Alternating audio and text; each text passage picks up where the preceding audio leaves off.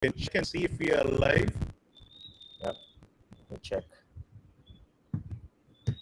Now, see, last time we were live, but you for whatever reason, Yeah, I think we are live. for whatever reason, you said it. We were not live, so I Like disconnected. I think on YouTube it does take a few There is always a lag. yeah. So like if I immediately check, I don't see the link right now. Okay.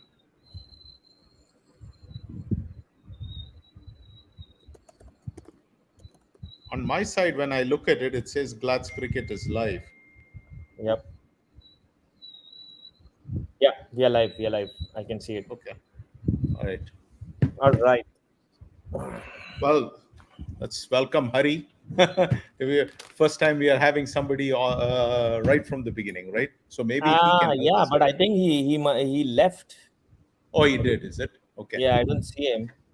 Okay. Well, I guess he was just trying to see if he can get in then. Yeah. Do you know when KK is joining? No idea. Okay. All right. Let's get started. KK and Gabaji can join us. Yeah, we have lots of games. Yep. So I'm sharing my screen, right? You can see my. Yes, I can see your screen. All right. Yes. All right. So yes, first of all, let's welcome all our guests, everyone who's tuned in. Thank you for joining us yet again. We're almost coming to the August, which is the main month, I would say, where the real, slotting, the moving up and down of the teams for the playoffs. There's always 5 or 6 teams that are, in the contention. So we are there at that stage, where there's going to be hustling and jostling between the teams in different groups to get to the playoffs. So with that in view, we'll obviously touch upon the table as we go along the games. But let's start off with the first game. That's Okris versus Strikers. Now, I know this game was something that I had mentioned last time that it's a must-win game for Strikers, but unfortunately, that was nothing that we expected. I mean, we wanted to give a good fight. We were all pumped up. We had our discussion. We had our WhatsApp war cry, everything. Which for the pre-game we wanted to pump up the team, but after all, it was a very very tame show. Pokies 110, and then we just folded for 43. I wanted to call out a couple of performances which I thought were outstanding in the game. Arvind Sabarish, I think he was outstanding. Obviously, with bat, I think they all contributed. You see double-digit scores all along in the scorecard, but his contribution with the ball was outstanding. At one stage, we had a pretty decent start, I would say. We were 1 for 31 in 7 hours, chasing 110. I think we were looking for that kind of a steady start to start with, with Parvesh and Dinesh providing that initial start. But after that, once Arvind got introduced, I don't know what happened. He was bowling lights out for us. I mean, uh, I think he picked up 3 wickets in an over. He picked up Raj, myself, and Kishore in quick succession and broke the backbone of the strikers' batting unit. And after that, it was basically, I think we surrendered very meekly to the Pokies bowling lineup. So, very, very disappointing performance, I would say, from strikers. But kudos to Pokies and especially to Arvind. His bowling was outstanding. And I think this game here with this loss, I think strikers are facing a do or die situation with 5 games left to get to that magic number of 40. I guess we'll have to win everything and everything with a bonus point, which is going to be a very, very tall ask. But it has been done before and it can be done. So I'm hopeful that strikers can come have a backdoor entry into the playoffs. Viju, your comments on this game? Yeah, Parthiv, I thought this one was the Arvind Sabarish show, right? I mean, let me ask you this question. You were there at the game. What made him so unplayable? I think it was his line and the length which he bowled. I think it was the typical left hand over the wicket, the angle which he created, and the ball spun just that little bit. That's the tiny bit which is always dangerous. When it spins a mile, you're more okay, because it'll miss the stumps or it'll go wider and you'll have more room to play. But he was turning the ball, he was pitching the ball and just turning it just enough to beat us. And the ball which got Vraj was outstanding. It just pitched, angled, and Vraj was trying to defend, and it just beat his defense and got him cleaned up. So I think it was his length, and he immaculately kind of bowled all his 4 overs which he got immaculately. Like there wasn't anything that he was giving us. So and I think it was more of our guilt. We could have played him out, but I guess we lost in a hurry those 3 wickets. Let me ask you this: did Raj come just for this game? Because I know how crucial this game was, and Yeah. I did he come in just to play this game? No, he is here for the month of July. Uh, Okay, so he has some work related stuff for which he's here. He probably will be going back later in the week, this week. okay. So yeah. But let me ask you this question, Parthiv. I mean, I think you rightly said. I mean, you probably have to win out every single game. Strikers are on life support Yep. at this point of time. I mean, this was a critical game. There's no mistaking about it. But I know you're headed off to Oklahoma this week. But let me ask you this: if Strikers beat SSK, are you going to be having what is this, wine and rum mixed together with a cocktail and taking a picture and sending us a picture, as well as posting a picture on Facebook and Instagram and who knows where else?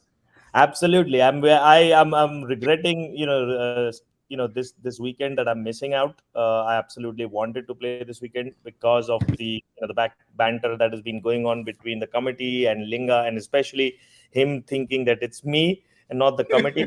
So I absolutely wanted to kind of face, and not that I have anything against him, but just have a good sledging call with him. It's been a Oh, while since. I was waiting for this game, and I was I was waiting to see. In fact, I have a feeling our superstar is there with cooling glasses there on the show. Vamsi KK is looking like, what is that, Allu Arjun or whoever it is. But let me ask you this question: if Strikers beat SSK, which I do not know what the predictions are, but I pick Strikers. But let's see. I'm not sure if it was a clean sweep for Strikers, but I think overwhelming majority was in favor of Strikers. But if Strikers beat SSK, KK, I'm sure Parthiv is going to be sending us what is that? Wine plus rum is the mixture Mr. Lingappan would like to see, and so we would like to see that mixture, and we want to post that photo here so that Lingappan can see what that mixture looks like. You see.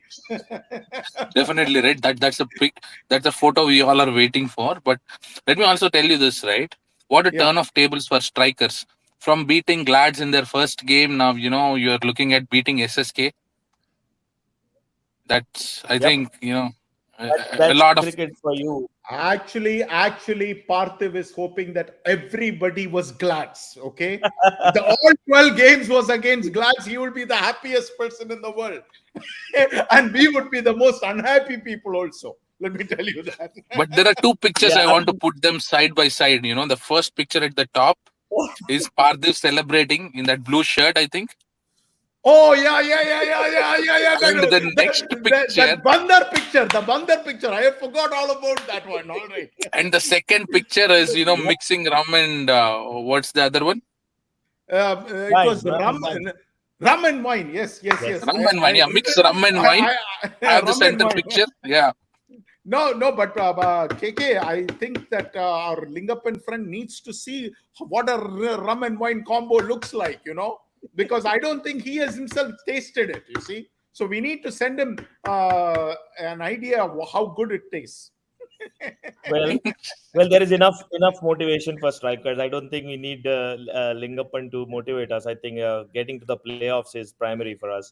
To be honest, I think at the start of the show, if you remember, the first show I had mentioned, this year we have quite a young side. There are a lot of people who are playing for the first time in Strikers. So the Glad's game was definitely one of the ones which we take it, but it was always going to be a struggle this season. But to be honest, we are not out of it yet. Out of the 5 games we have, I Only think Legends is the tough game. Legends. Yep, Legends Yes. is the one that we somehow need to find a way to win. The other 4 games, hopefully, by on paper, we should be able to get through. So, but again, the points we dropped with Stars, the points we dropped with local boys, I think those are going to really hurt us.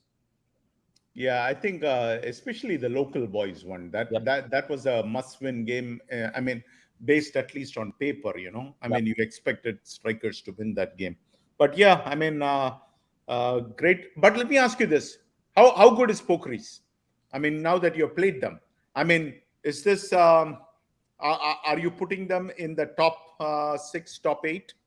I think Pokies, I would always put them in the top 5. I mean, just because of the nature with how they play. They have a very, I think last time we mentioned, they have probably the smallest, the thinnest squad. I think they have 18 or 19 players, and all of those guys have played with each other for so long that chemistry just shows up. And even in this game, I think the chemistry was there. They didn't even bowl Vicky, which I was waiting for. They didn't even bowl Vicky, but Arvind, did the damage. I think I would definitely place them in the top 5, just based on the kind of experience they have. They've been there, done that kind of thing. I remember the game. I think it was a few years ago when we formed Raptors. They beat us they were 16th and we were number 1 seed, and they beat us in the pre-quarterfinal game. So come playoffs, it's all about experience, and who knows. You know what I'll remember that game for my entire life for? Because I think almost facing an impossible situation, Ravi Narala took it upon himself and hit the 6. And that too, he didn't hit an ordinary bowler. He hit Vraj Patel for a 6.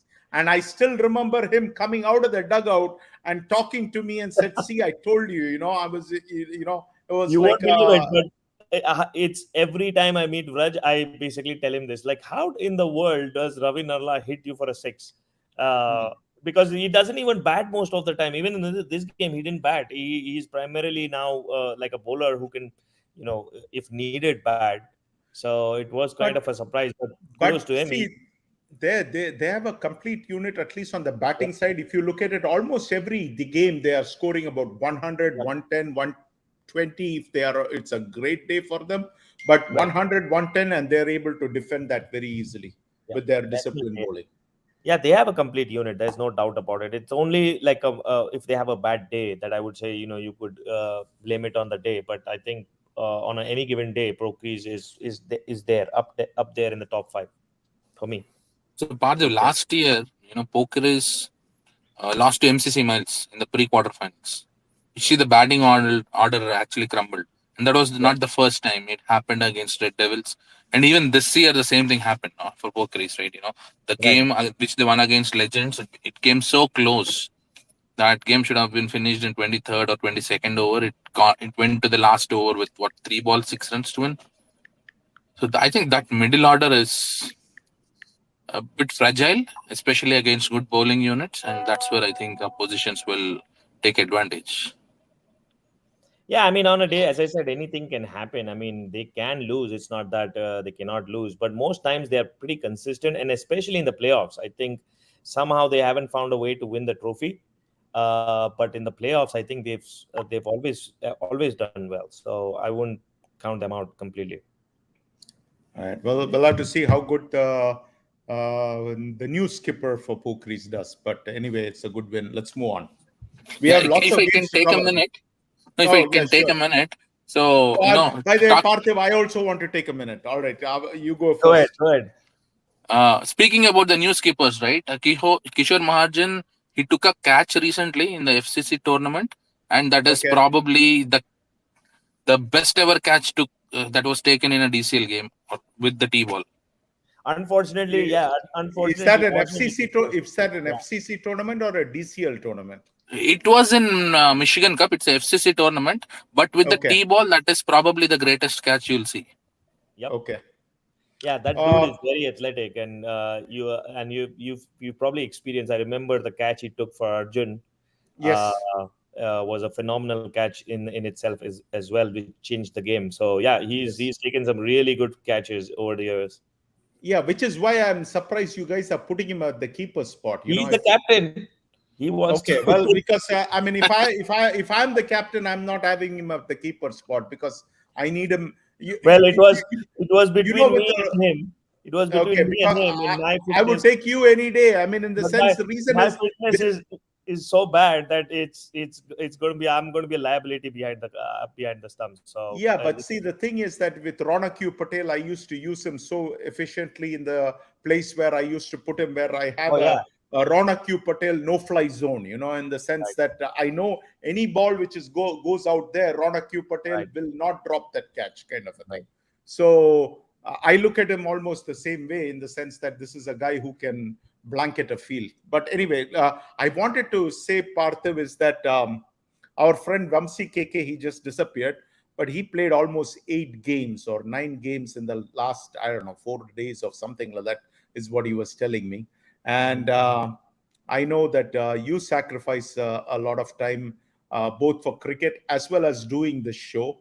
And same thing with Gaba. So I felt that I needed to throw a shout out to all the women in your lives. You get my point? Because without their active cooperation, this all would not have happened. First of all, this show wouldn't have happened and you guys would not be playing. And I know this from personal experience, because on our team, we have Hardeep Singh, we have Taifur Rahman, we have Satya, and we have Arjun. Those 4 guys play lots of games, okay, because their wives are incredibly cooperative, all right? And they... and KK's wife actually encourages KK too. I do not know if their wives encourage them, but they don't say no or anything like that. So, when Ronak used to play for us, Ronak also used to get a blanket. Well, I don't know about KK, but I can say for me, it's not cooperation. It's basically give and take. It's like I have to basically make sure I have to make up for it. So it's either Sunday going to the malls or going to movies or something like this weekend too. It's kind of a trip and a vacation kind of thing. So you have to kind of make it up. So okay, but non-cooperation. some people are not even able to do that, so spare a thought for them. You get my point? So I just wanted to throw it. And also, your daughter also helps out, so that really helps out. Hopefully we are going to get her on the show one of these days. Yes. So, but anyway, let's move on. But Parthiv, when you were saying your story, my wife, who is next to me, is smiling. Maybe you're giving them wrong ideas. No, thanks for all that. I heard a thanks. So it is like, thanks for giving us the feedback, or thanks for telling us the secret to get KK out of these games for some of this thing. So whichever way it is, Well, let's see. Awesome. All right, let's move to the next game. We have quite a few games to cover. The next game is FCC Agni versus Hitman. Now, all I can say in this game, I'll move it over to you guys. But Hitman is definitely moving in the right direction. They are definitely in Pool B contention and almost 1 game away, I feel, from at least securing a playoff spot from Pool B. And it's been quite a revelation for the Hitman team. They've got a pretty decent. They've always got a pretty decent bowling attack, but now I think the batting is coming to the fore, and I see a lot of good contribution, especially from Niranjan, who was struggling a little bit in the start of the season, and I think Syed, he's the dasher for them. He comes in and tries to really up the ante, but I think Hitman has definitely got what it takes to go to the playoff. I think this will be their first playoff entry. So very happy for whenever a new team comes in. Last year it was Hawks. This year it is probably going to be Hitman. But for our sake, for striker's sake, we were hoping that FCC Agni had 86 would be enough. That would have derailed Hitman, but never. It wasn't to be. Hitman got the better of it.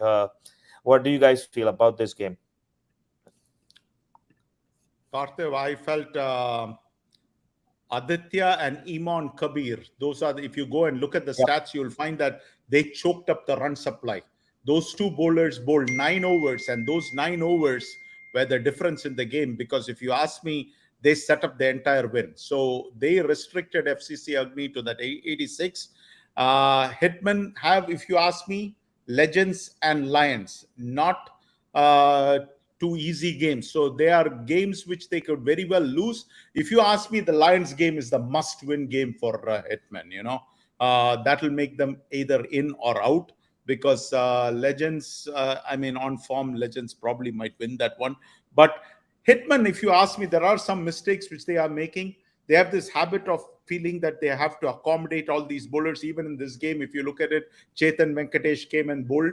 Now, Chetan Venkatesh is a good batsman. I've seen him bat. But as a bowler, if you go and look at his stats, you will find that almost every time he goes for almost 4.5, 5 runs and over, he averages close to 5. I think 1 year he averaged close to 4. And why in the world do you need to use 7 bowlers? This is something which Arun has to clean up, because I blame it on Arun. Because if he needs to learn something, go and learn from Thunderbolts. Thunderbolts use only 5 bowlers and they get the entire 25 overs done. I'm not saying you need to only restrict it to 5, but maybe 6 bowlers. But within that 6 bowlers, you can get your 25 overs done.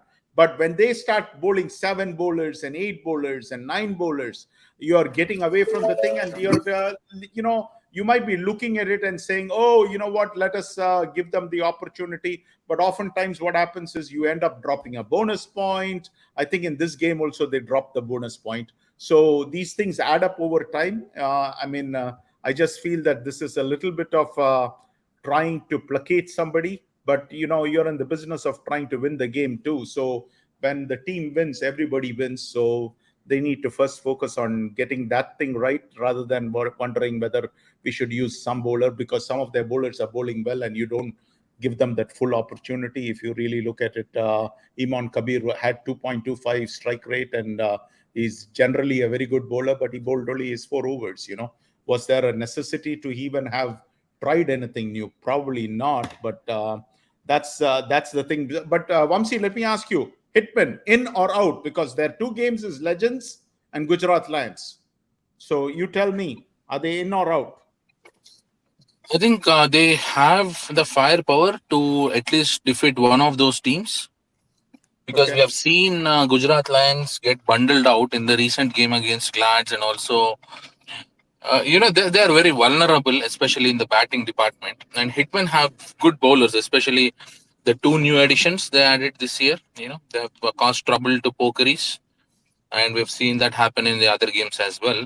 So I still think they have a good chance if they get that 5 points against Gujarat Lions. Yep.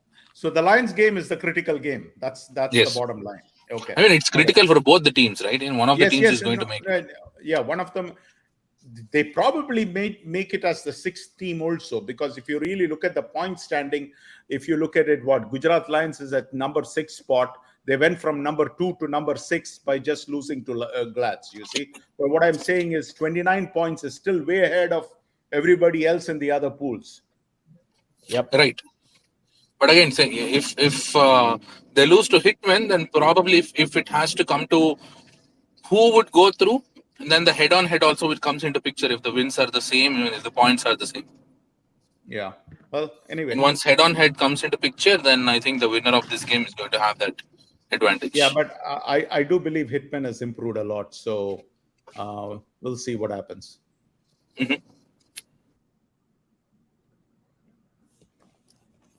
Yeah, it's interesting. As I said, we are closely monitoring those 2 games to see how they unfold.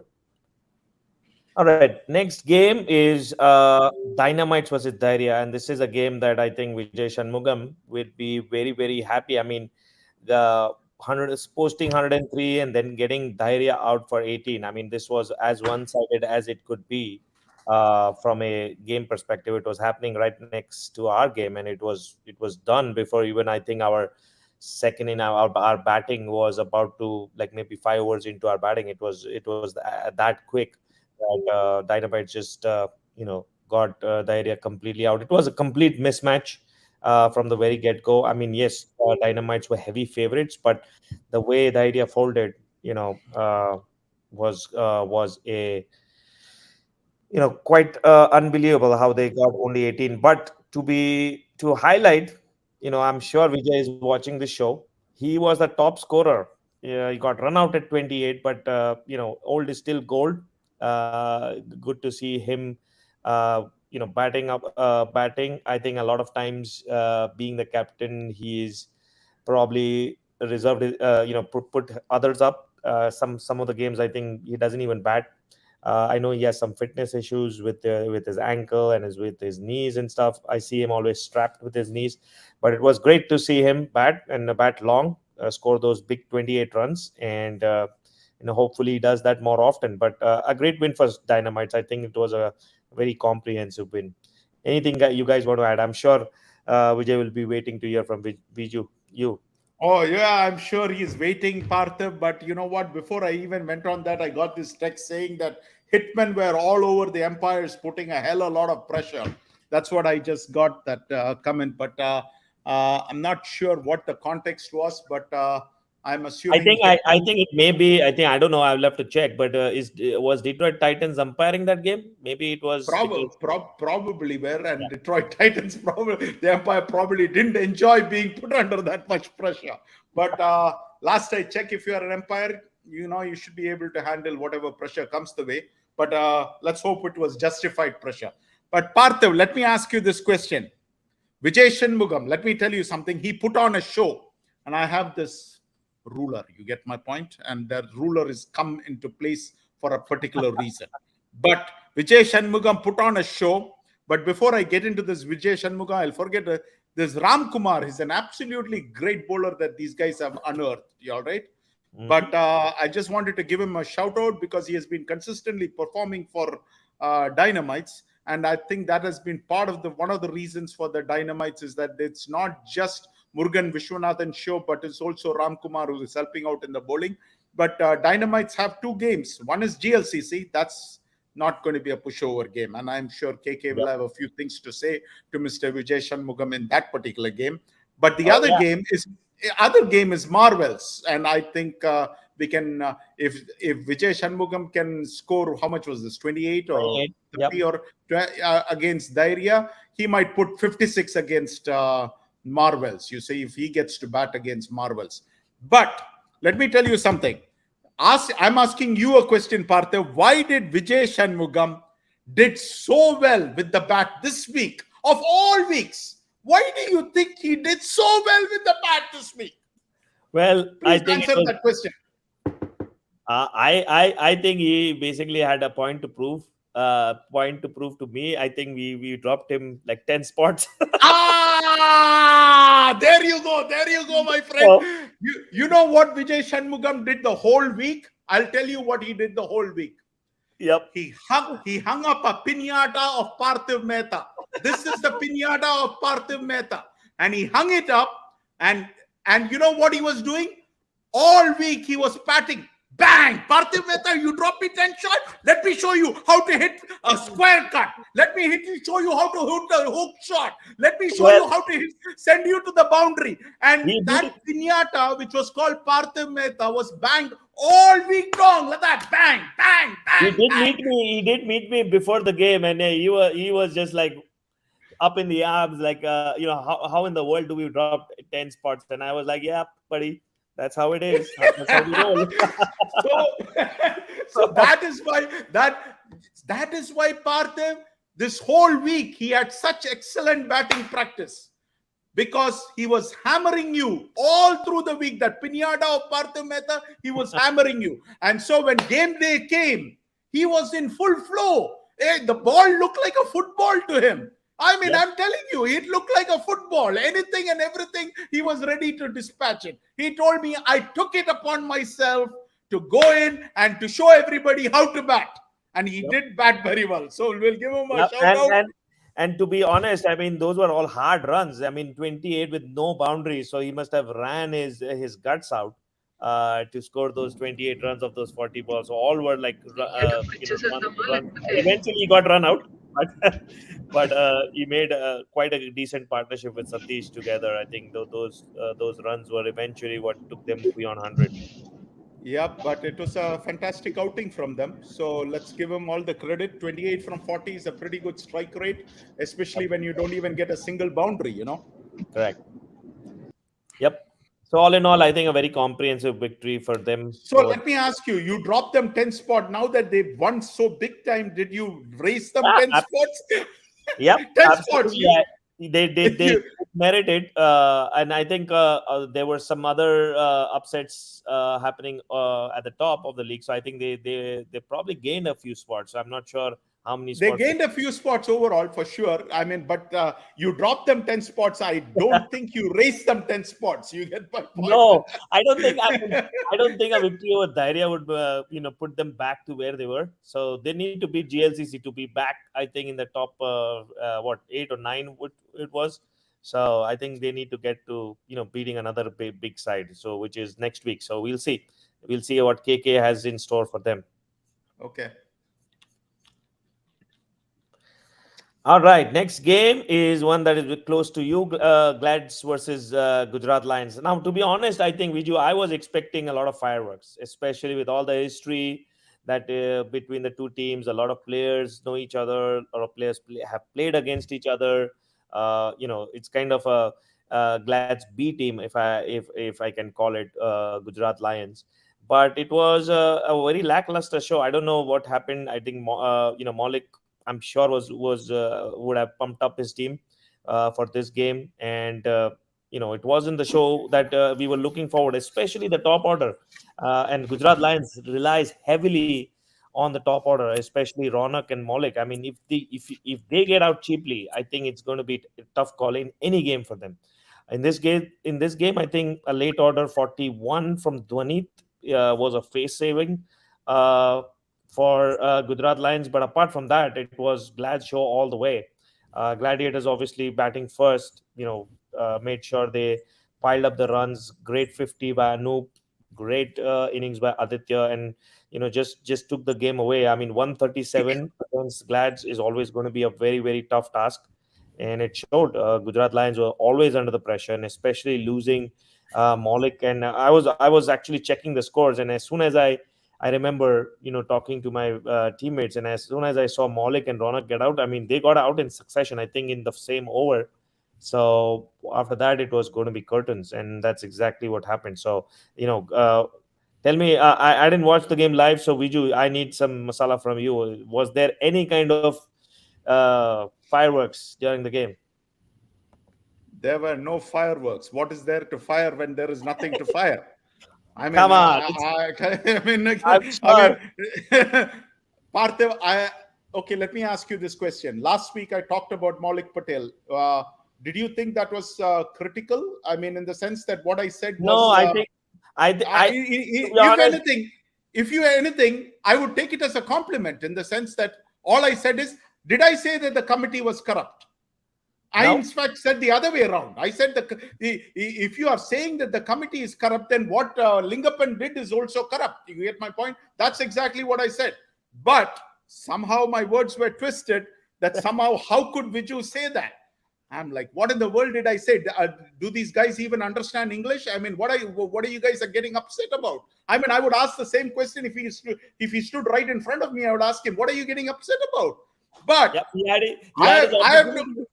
had his opportunity to come to the show and clarify, but he chickened out. So, No, I mean, no, but that is Lingappan who chickened out. Maulik didn't chicken out. We didn't. To be honest, but I didn't say one negative thing about Maulik. All I said was, if you remember the show, I said you guys are too pally with each other. It feels very, very artificial. Yeah, well, the thing is that honestly, if you guys can't handle criticism, and the thing was that I told that only positive, which is that if anybody can butter like Maulik, I consider that a great asset to have, because I wish I had the same ability. I don't. I'm telling you. I would like to learn from Maulik on that particular aspect. So there was nothing critical, but it was taken as critical. But if they want to take it as critical, then I have nothing to say about their team. I don't know. But I mean, I'll tell you one thing. I'll tell you, Bokare was blazingly brilliant. And Aditya Aital, if you ask me, was awesome. Aditya Aital. So it was the AAA and the Triple B show. They put on 89 runs. Only one team showed up to play, Partha. Only one team showed up to play. The other team was not there to play. Let me tell you that. And if you ask me, the captaincy of Hardeep Singh was absolutely brilliant. He ran circles around Maulik. Okay, now this is not criticism. This is, you go and watch the game. If you watch the game, you have the blueprint to beat Gujarat Lions. You want to beat Gujarat Lions? The blueprint is right there. You look at it. We scored only some 32 runs in boundaries. 105 runs came from singles, doubles, and things like that. There is, and you rightly said, the moment Ronak Patel is a great batsman, all right? Maulik is a great batsman. And if you ask me, those are the only two guys on Gujarat Lions who can take the game away from us. There is absolutely nobody else in that team that I am even remotely afraid of. Let me tell you that. The moment those two guys were back in the pavilion, this game was done and dusted. And as you rightly said, very second over, both of them fell. The moment they fell, I remember texting Arjun and saying, because Arjun had predicted 150 runs. And Arjun has a habit of predicting runs, all right? So Arjun predicted 150 runs if Glad's bat first. And usually he's very close to what his predictions are. So when he scored 137, he said, oh, I just missed it by 13 runs, all right? But what my point was, I remember texting him back saying, the two guys who can take the game away from us are back in the pavilion. Because if you ask me that, those are the only two guys who scare me. And if you ask me, the moment you scored 137, you give me 10 times, you give me the chance to play Gujarat Lions, I'll tell you 10 out of 10, we'll beat them if Maulik and Ronak Patel are back in the pavilion. The rest of the guys cannot beat us. I can tell you that. I'll give it in writing. Because, absolutely. And you said this last week, there is a big difference. Glads has too much firepower, and that's exactly what was there.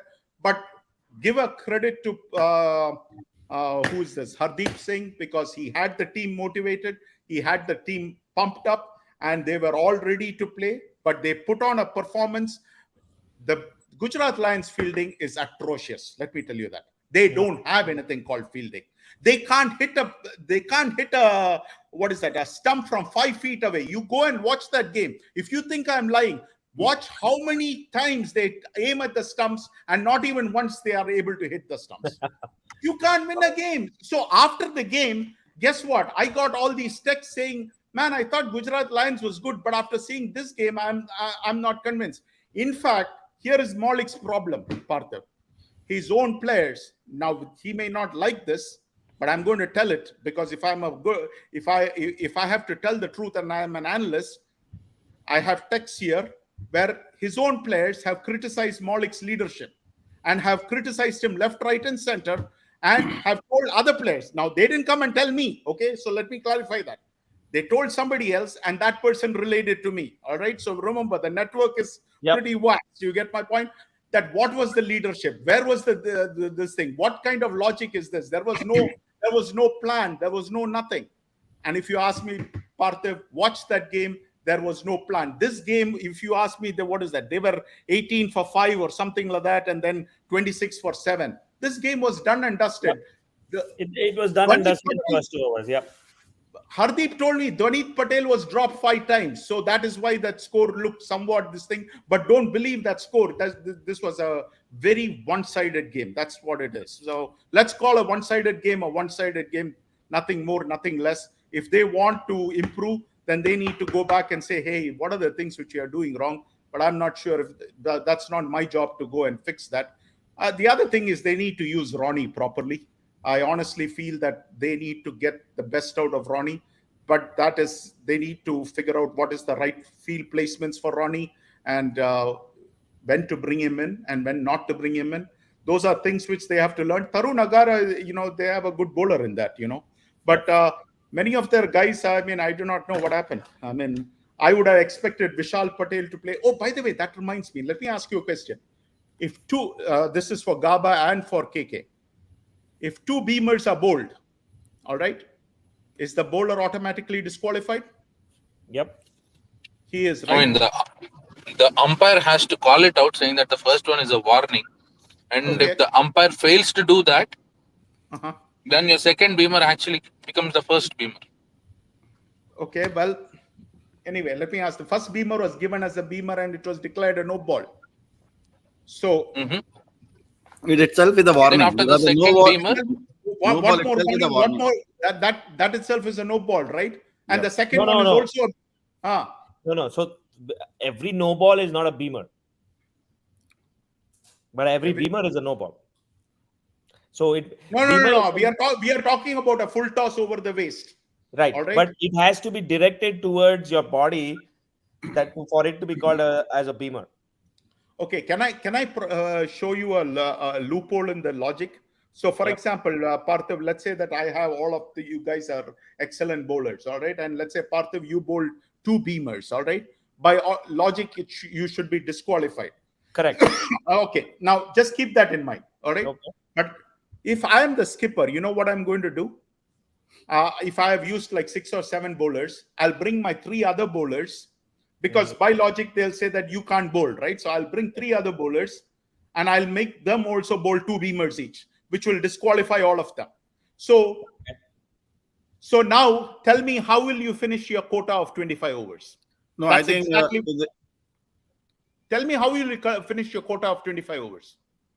Please, all of them are disqualified. So now you will tell me, I'm just pointing you a loophole in the rule. You get my point? Mm-hmm. I deliberately made KK bowl beamers. I deliberately made GABA bowl beamers. I made sure all of them are disqualified. So now you can't say that all of them are disqualified. I have to finish 25 overs, but I have only bowled 15 overs. What are you going to do? You have a problem, right? Absolutely. so here is the thing, Viju. Okay. The opposition captain can still allow a bowler to bowl. yeah. No, but there is nothing like that said in the rule book. I will immediately tell you exactly what I'll tell you as part of KK is, show me where in the rule book it says that. It doesn't say that. Because we are following ICC rule there. I mean, what you are trying to say, I think we may, this is a good point. I think we should cover this maybe in the future. Okay, But for most of the no balls, we are following the ICC rule. Okay, and so in any ICC game, some captain deliberately doing it, it is very unlikely, that is a different thing.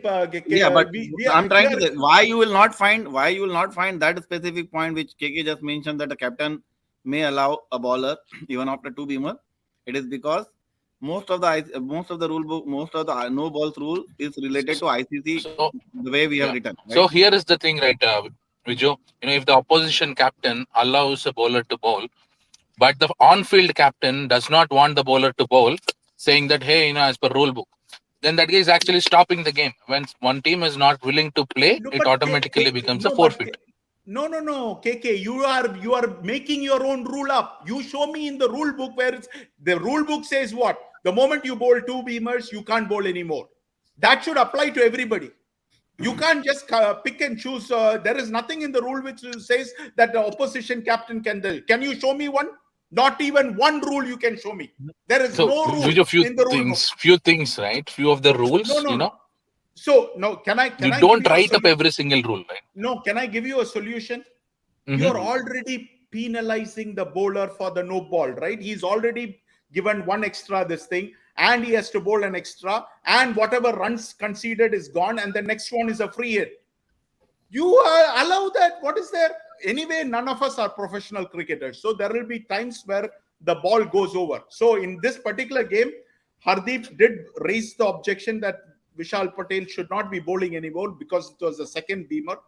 But then the game continued and we allowed him to continue to bowl. But what I'm saying is, the moment he bowls a beamer and it's given a no ball, you have already penalized the bowler. So let the guy bowl.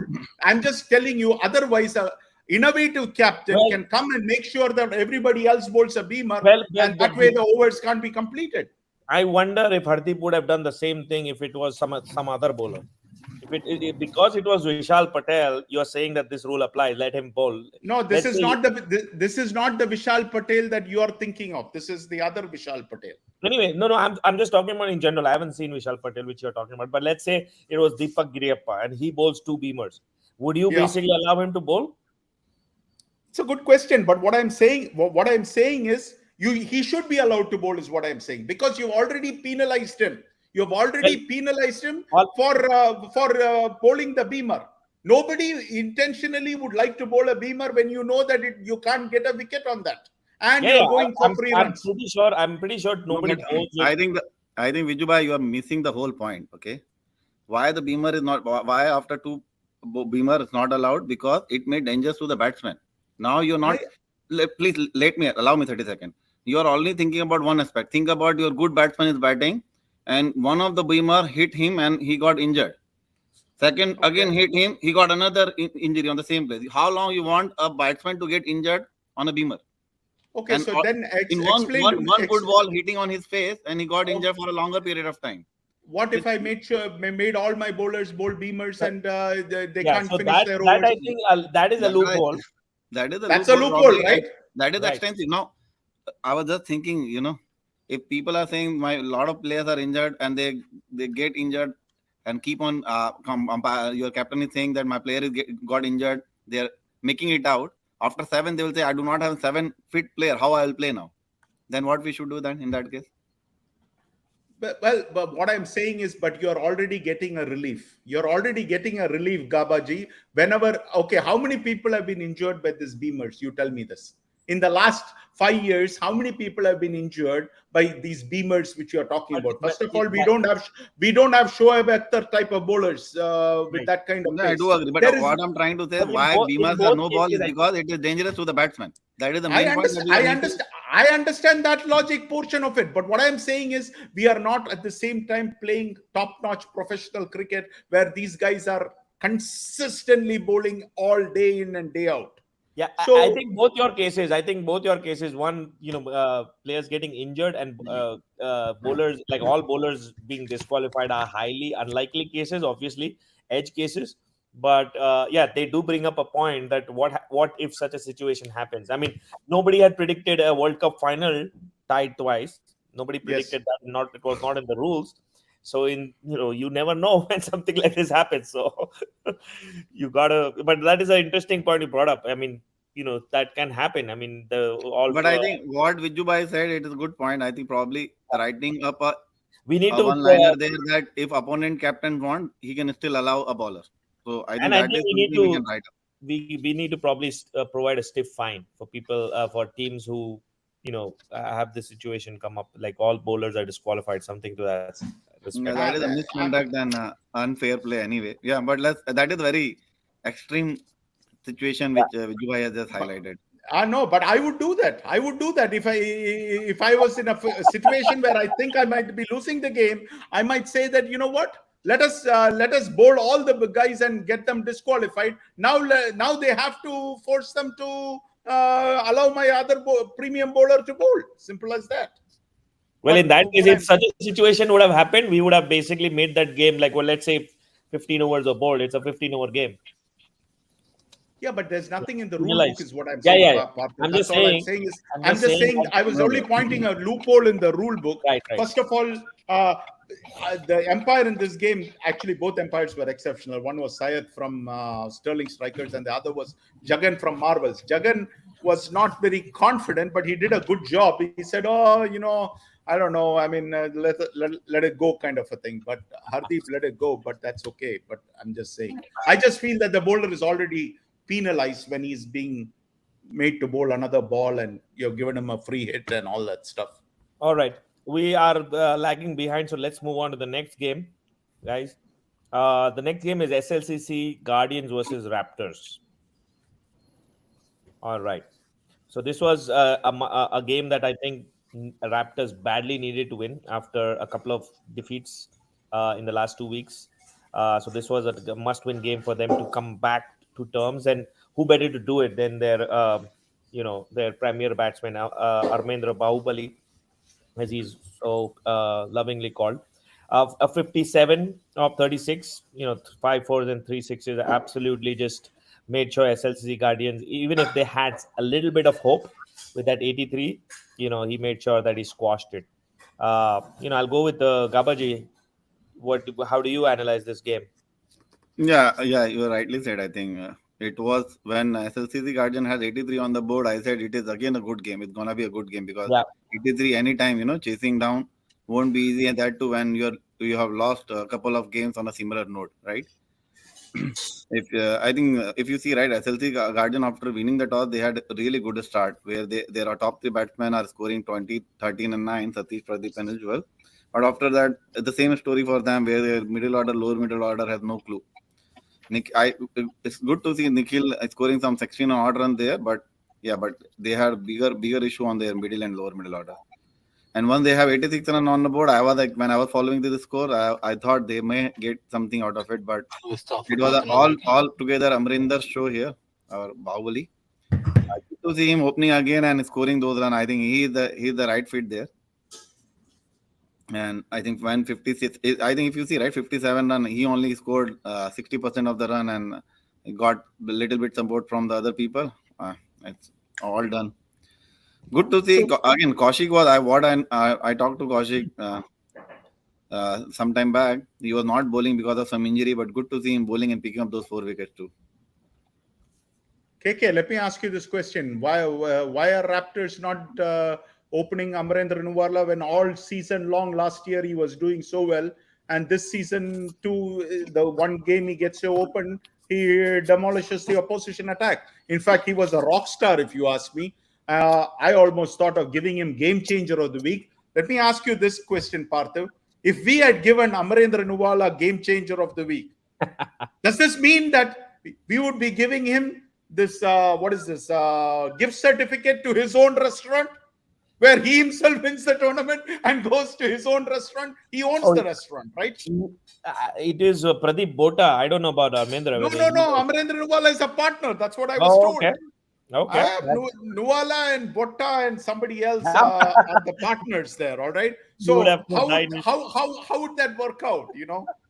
Fortunately, we had somebody else unanimously decided as game changer of the week, but this was game changer of the week type of performance. So I was thinking, we'll have to give, if Amarendra Nuwala is the game changer of the week, he'll be getting a gift certificate to his own restaurant. How ironical is that? That is ironic. Yeah, I think, I don't know, KK can chime in, but the reason I feel that, Raptors have struggled is because they have been trying to accommodate, Kaushik and who else? Chanakya, I think, those guys in the batting order. And somehow I think they've lost the trick which was working last year for them. Isn't Chanakya in Red Devils? Oh yes. How did you manage to graduate him into Raptors? I was just trying to figure out. They got a couple of batsmen, right? I mean, who else did they get? Sorry, they got Pradeep. They got Kaushik. Pradeep Conrad. Yes. Okay. So they were trying to. I think more than anything, I think they were trying to accommodate Kaushik at the top, which I think made Armendra come below. But I think last time also when we discussed their game, we said that they both can open, and I think that's what they did in this game. Yeah. Okay, I think we can move on to the next game, Parthiv. Yeah. Let's go to the next game. I think the next game was a really interesting one. No, sorry, that is after this. Local Boys versus Stars. I think I was so. I mean, this is the game which I was hoping against hope that once Local Boys at 84, I was hoping, and I think Stars had started badly, if I'm not mistaken. I was hoping that Stars somehow falter and give Local Boys the 5 points, which will make our. I mean, we still have to win all the 5 games, but at least make it a slightly, give us a little bit of breathing room. But eventually, Stars won, and they basically made sure that they had all the 5 points. But kudos to Local Boys. I think they have, even though Srinivas hasn't been firing all the guns like he normally does, there have been decent contributions down the order, like the middle order, which has been the reason why Local Boys are still haven't been like a pushover in any case in Pool B. They've always given a fight, but this game I think they were slightly few runs short to topple Stars. All in all, I think Stars are looking good. Probably snatch the number 2 or number 3 spot in Pool B. KK, if you want to take this game, or KK is not there, but Gabaji or Viju, you guys want to chime in? No, I'm going to pass on this game because we have so many games to cover. It's a routine one-sided game. But if you ask me, with this loss, local boys, Cheetahs, Motor City, CDCC, those 4 teams, if you ask me, Parthiv, they are eliminated mathematically. As far as I know, mathematically eliminated out of the playoffs. That's true. Correct me if I'm wrong, Gabaji. But I think those 4 teams are mathematically eliminated. Yeah. What I think is going to be interesting is local boys can cause an upset with their last game against Gujarat Lions. That will it is not going to do them any good. You get my point. They're not going to make the playoffs. Yep. That is out of the question. They might make Hitman and strikers and the strikers. They can spoil the party. They can be party spoilers. That's about it at this point of time. Mm-hmm. But one thing, if you guys did not notice in this particular game, neither Ravi Teja nor Deepak Girapia played, right? And altogether, a star look totally different if those two are not in their roster. So, I mean, there is no hidden secret. When it goes to the playoff, right? What will happen? The opponent team will just come. Let's tackle these 2 people, and I think we may get game out of it, because the way local boys was not playing in this particular league, they were not very competitive. But in this particular game, they did good. If you ask me, they did good against the star kind of team. They scored 84, and they made sure that they chased only in 22 overs, right? So it wasn't that one side. No. Stars got the bonus. They got the bonus, but they dragged it into 22 overs, right?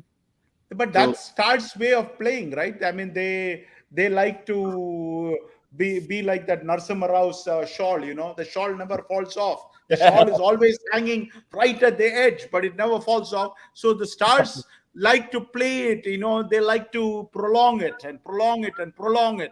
And then they'll But to be honest, I'm looking at Stars playing them. I don't think I will put them in the top 5. I mean, I don't think they are the strong Stars team, which was last year or the year before, where they were definitely one of the Parthiv, last I checked the latest rankings, they are number 3, if I'm not mistaken. That's combined ranking.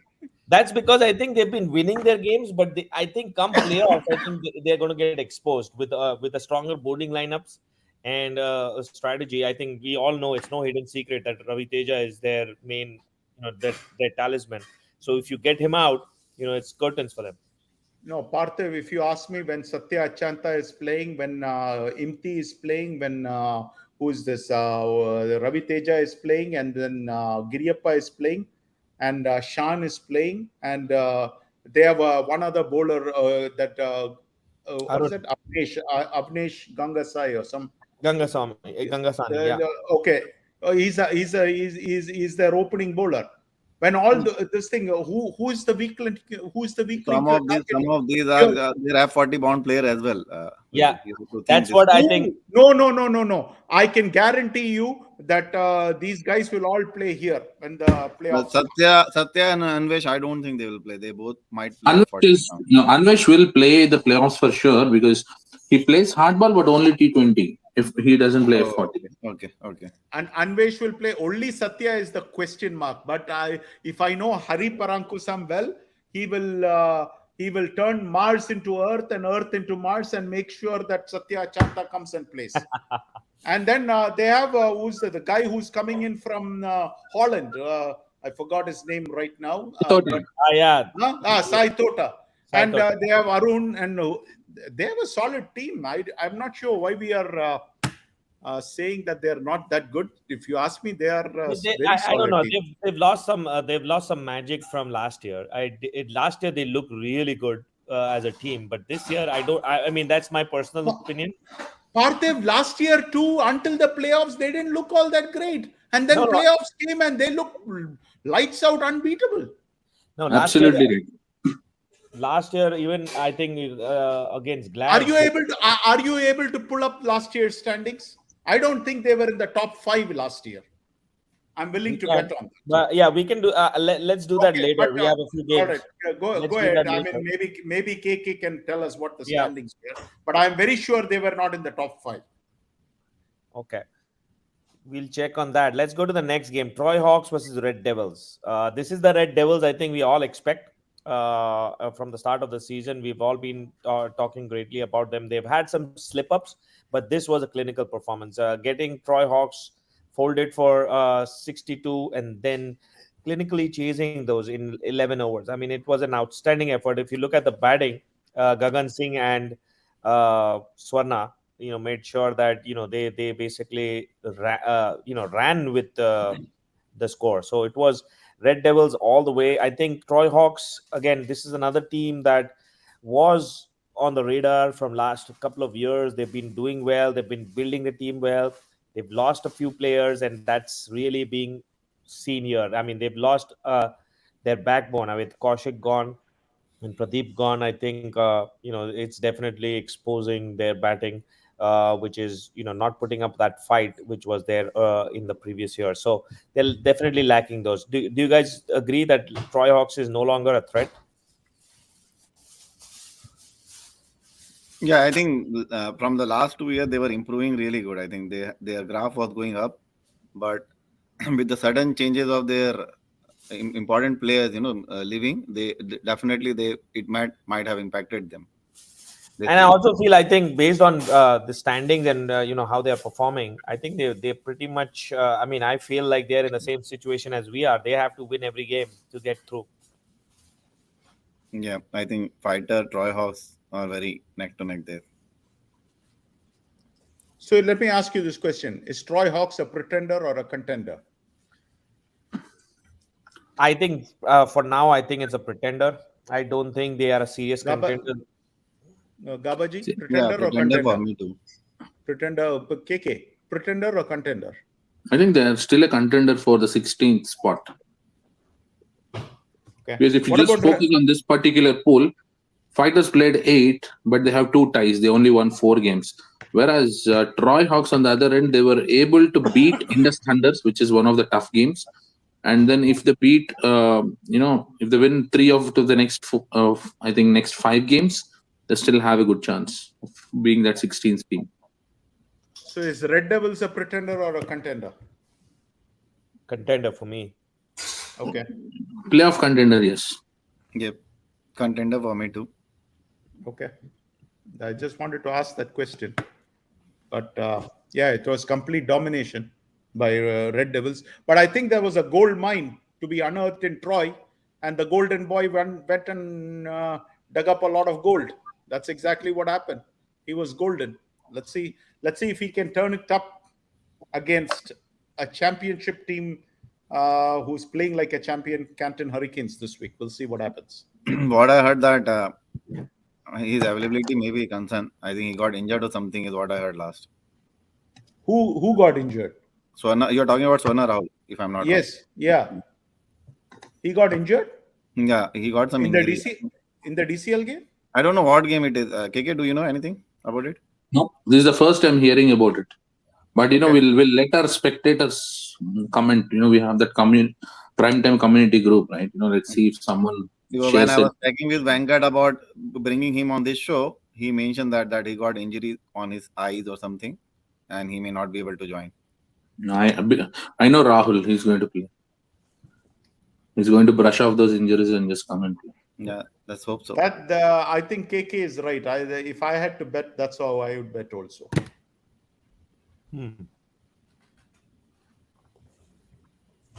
All right. Next game which we have is the Rising Stars and Thunderbolts. I think this was a really interesting game, and I think we are all predicted this game. We didn't give them the game, showcase game of the week, but we all knew this was going to be a really, really interesting game. And I think the scorecard at least shows, both teams, the game went the full quota of almost 50 overs. And, margin of defeat, even though 14 runs, I would say is comfortable for Rising Stars. I'm pretty sure that there were moments when Thunderbolts had a chance to kind of be, get on top. But really, Rising Stars has also been one of the teams that has finally, I feel like, playing up to a potential level above what they've been doing. They've got some really good victories. This was another one, albeit with their relative strength teams. not big upsets, but at least they are getting some wins, which is always heartening for the captain. They've they've had Gopal Patel. I think I've seen him in a couple of the T90 games. He's a dasher. He and a great bowler as well. So that has been a very good find for them. But on the other hand, I think Thunderbolts. I think they had their chance. I mean, Deepak Bhaskaran is a good one. We know Amanjot and those guys are good, but somehow they fell short. So I have no. Thunderbolts has been in the situation a few times. I wonder why they can't get over the line. What do you guys feel is lacking here in Thunderbolts? They have a pretty decent unit. I mean, they've added some very good players this year. You see, Yeah. I'll come back to Viju with one of the questions, but I see Inderpreet Singh, Manjinder, and who is that fast bowler from Pakistan? Tayyab Sajid Khan. Yeah. They've added a lot of folks, but unfortunately, that great talent is not converting into results. I think you are having great talent, but it's not necessarily performing as a team. It's one thing to have talent, and it's another thing for that talent to work together. I mean, this is not the first year. Even last year, I felt that they had good talent, and their performance has been very underwhelming, if you ask me. I mean, you give me the same team, and I think I'll get you better results. So I think this falls on the captain to find out why is the team under delivering. Mm-hmm. And to your previous question, right, Viju, what was Stars doing last year? Stars in their first 3 games, they lost to SSK, they lost to Detroit Bulls, and their 5th game they lost to GLCC. So they started with 3 losses out of 5 last year. Okay. This year, I think they did pretty good, comparatively. Yeah, I mean, this year I think they've started. I mean, they've won games, but they were in the run-up to the playoffs. If I remember, they were really good. Yes, I mean, last year in the initial 6 games, there was a lot of chaos in the Stars unit. They beat Patriots by 1 run. They won against Hitman with 1 wicket. So last year there were 5 games where out of which 3 they lost and 2 were very close. Isn't their unit better this year than last year's unit, at least on paper? Absolutely. On paper, Okay. yes. Yeah, okay. That's what I was trying to get at. All right, let's see. But I think we should shower some love for Rising Stars. I think we've given them a lot of slack. I think it's time for us to give them a little more love. No. I have been picking them. Last week I didn't pick them. I mean, I picked them initially, and then I saw Gaba had picked Thunderbolts or something like that, and then I switched to Thunderbolts because I figured Gaba might have some other additional information which I did not have. But yeah, I mean, I'm not surprised. I think they're a pretty decent unit, is what I think. On the other end, Thunderbolts is losing their whatever the chances they had, right? Yeah, this was a costly loss. Absolutely costly loss. And this kind of the game, ideally, they should have won. If you ask me, they had this new combination where they have merged with couple of more people, and they try to improve their team. And ideally, they should have beat this kind of, opponent at least. But Rising Star, kudos to Rising Star. They have I wonder. bowlers. They, what is that? They have Deepak Bhaskaran, Devnath. They have a couple of other guys. They're all good bowlers also. So and they have addition of some of those Amanjot and Majinder, Gurdeep. I wonder if the toss made a difference. I think between these two sides, they are pretty much equal strength, and the toss, I think, chasing is always going to be difficult. If Thunderbolts would have won the toss, I think they might have had an upper hand. Same in the case of the Rising Stars. They put up a score, and I think after that it becomes a little more difficult. But yes, to be honest, they shouldn't have given 99 runs in the first place. Yep. All right, next game, Gabaji, you need an explanation. What happened? Yeah. So you ran into Vamsi KK. I mean, I think Viju. last thing. Parthiv, let me tell you something. You can blame Aka- B2. He woke up the Yes. Akash Patel owes me a dinner at our favorite restaurant. What is our sponsor? Akshay Patra. Akshay Patra. He owes me a dinner. Because what he couldn't do, I was able to do. Because I know form is temporary, class is permanent, and I knew which button to press. And remember, Gaba said this last week. I don't want to say something and wake him up. He didn't say that, in all fairness. All right, let's hear from the horses now. Let us hear from Gabaji and KK about their analysis of this game. Oh, by the way, can you play that shot which KK played? You had that video. Which one? There was a video I sent saying that can you play it on the show? It was a cut video of a downright audacious shot from KK. I mean, it was just like he was determined to send it out of the park, kind of a thing. But anyway, you can look it up, or maybe KK can try to find it. But while Gaba gives the explanation, we are all waiting to hear from Gaba. What is the explanation he can come up with? We started batting first, and I think I personally felt that if we can get close to anything 90 and 100, we probably will give a good fight there. So, and again, I'll not go much in detail for one individual performance. I'll leave it to the KK as well. So we were short of 18-20 runs there, first of all, and I think we did not took enough chances in the first 12 over also. I think we played little conservative over there. I think we should have charged couple of bowlers right up in the beginning itself. So including myself, because I played most of those balls in the first 12 overs. So yeah, that is the first thing. And then when we started bowling, Vineet was coming from his vacation, India vacation, and I think I should have given him little relax and got him into middle over, but he was keep on bowling for the first over for us. So, and he was really good with the practice too. So I went with him, and I think it was unfortunate day for him that day, and KK got over all over him. So I think so. That was the pretty much after the first over, 24 runs. It was almost very tough for us to get into the game. Yeah. And they completely destroyed our bowling, and probably that they thrashed overall. But what about the batting? I think your batting also, you guys had a pretty good start, and then you guys just faltered. I mean, after the first 3 or 4 wickets. Yeah, so I think what happened, when we got a good start in the sense we did not lose a lot of wickets. I think we should have added at least 10, 12 additional runs in the first 12 over as well, if you ask me. Mm-hmm. But at the end, what happened, and Praveen, Abhishek and Anil, they wanted to charge, because we had lots of wickets in hand and we wanted to capitalize. But again, I think it did not work out in that manner as well. And we were 60 for 5 and then 72 for all out, something like that. And the old warrior, I mean, for GLCC, Samish again picked up those 3 crucial wickets in the middle.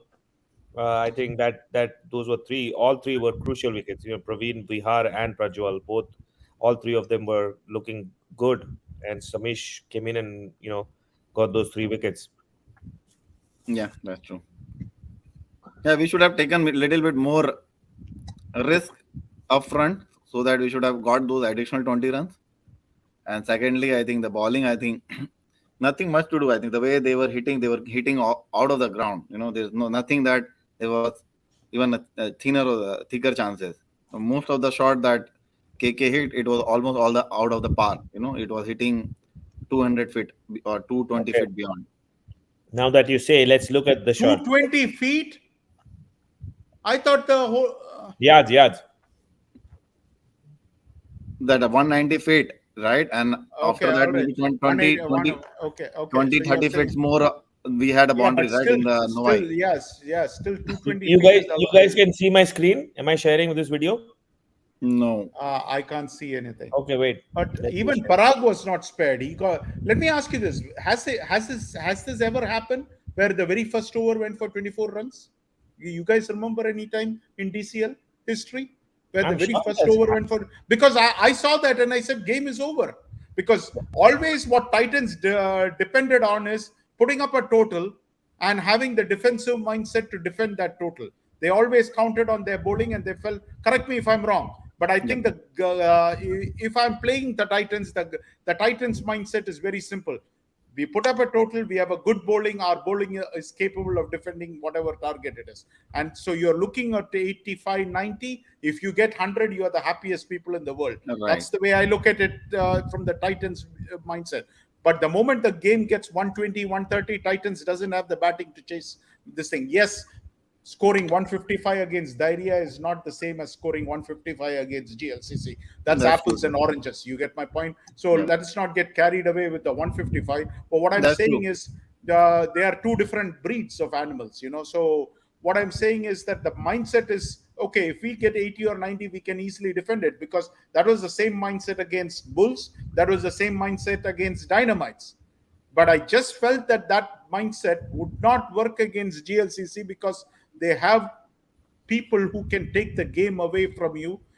But I did not see KK and Tejas coming out and saying, right in the first over, we are going to go and jam this thing. And the moment I saw 24, that's why I was asking you, have you ever seen 24 runs in one over? The very first over.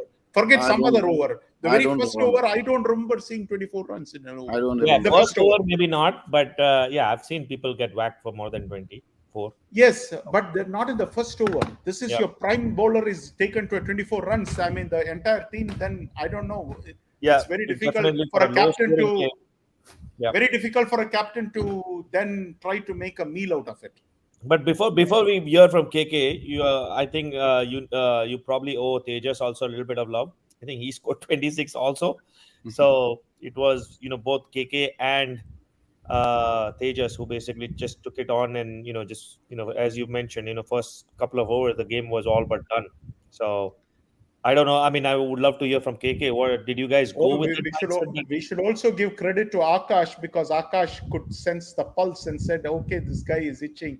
Let me send him opening, Whether it was Akash's call or KK's call, let's hear from him. What was your mindset going into the batting? Did you guys decide to take charge, like go counter attack? I mean, not really, because after first innings, my kit was still in the car. Akash said, "You're opening." I ran to the car, got the kit. And then we went in, and when me and Tejas went in, it'll be very simple. Don't get me run out. That's the only thing we say to each other, because we have played for a long time, right? And I mean, what I personally felt during the game was Titans is a team where they have a lot of support when their batsmen are playing. For each run, they cheer, and sometimes it's it also gets to the opposition, right? And then when the opposition starts speaking, Titans is a team that feeds off that, whatever opposition is saying. So at one point, we have decided not to say anything back to Titans. And after that, they fell like a pack of cards in the first innings. And going into the second innings, yes, a short of runs, but as I was saying, we are playing too many tournaments, and it's not like you're completely out of touch. It's that the runs are not coming, because we recently won the Noai Cup. Me, Tejas, Hemant, we all played together there as well. Akash joined us, and the saying, he clearly said, "Khul ke khel." That's it. Yep. And then when we went there, the ball was in the slot, and when it is in the slot, when you go with your proper shot, it goes out of the ground. That's what happened. Am but I sharing this? again, Let's look at the shot. Sorry? Am I sharing my screen? Yes. Can we look at the shot while you say? Yes, absolutely. It was a ridiculous shot. I mean, look at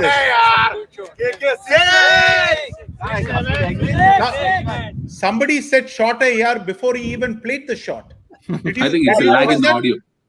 Oh, you think so? Okay, all right. Yeah, that was a ridiculous shot. I mean, it was hit with disdain, as they call it.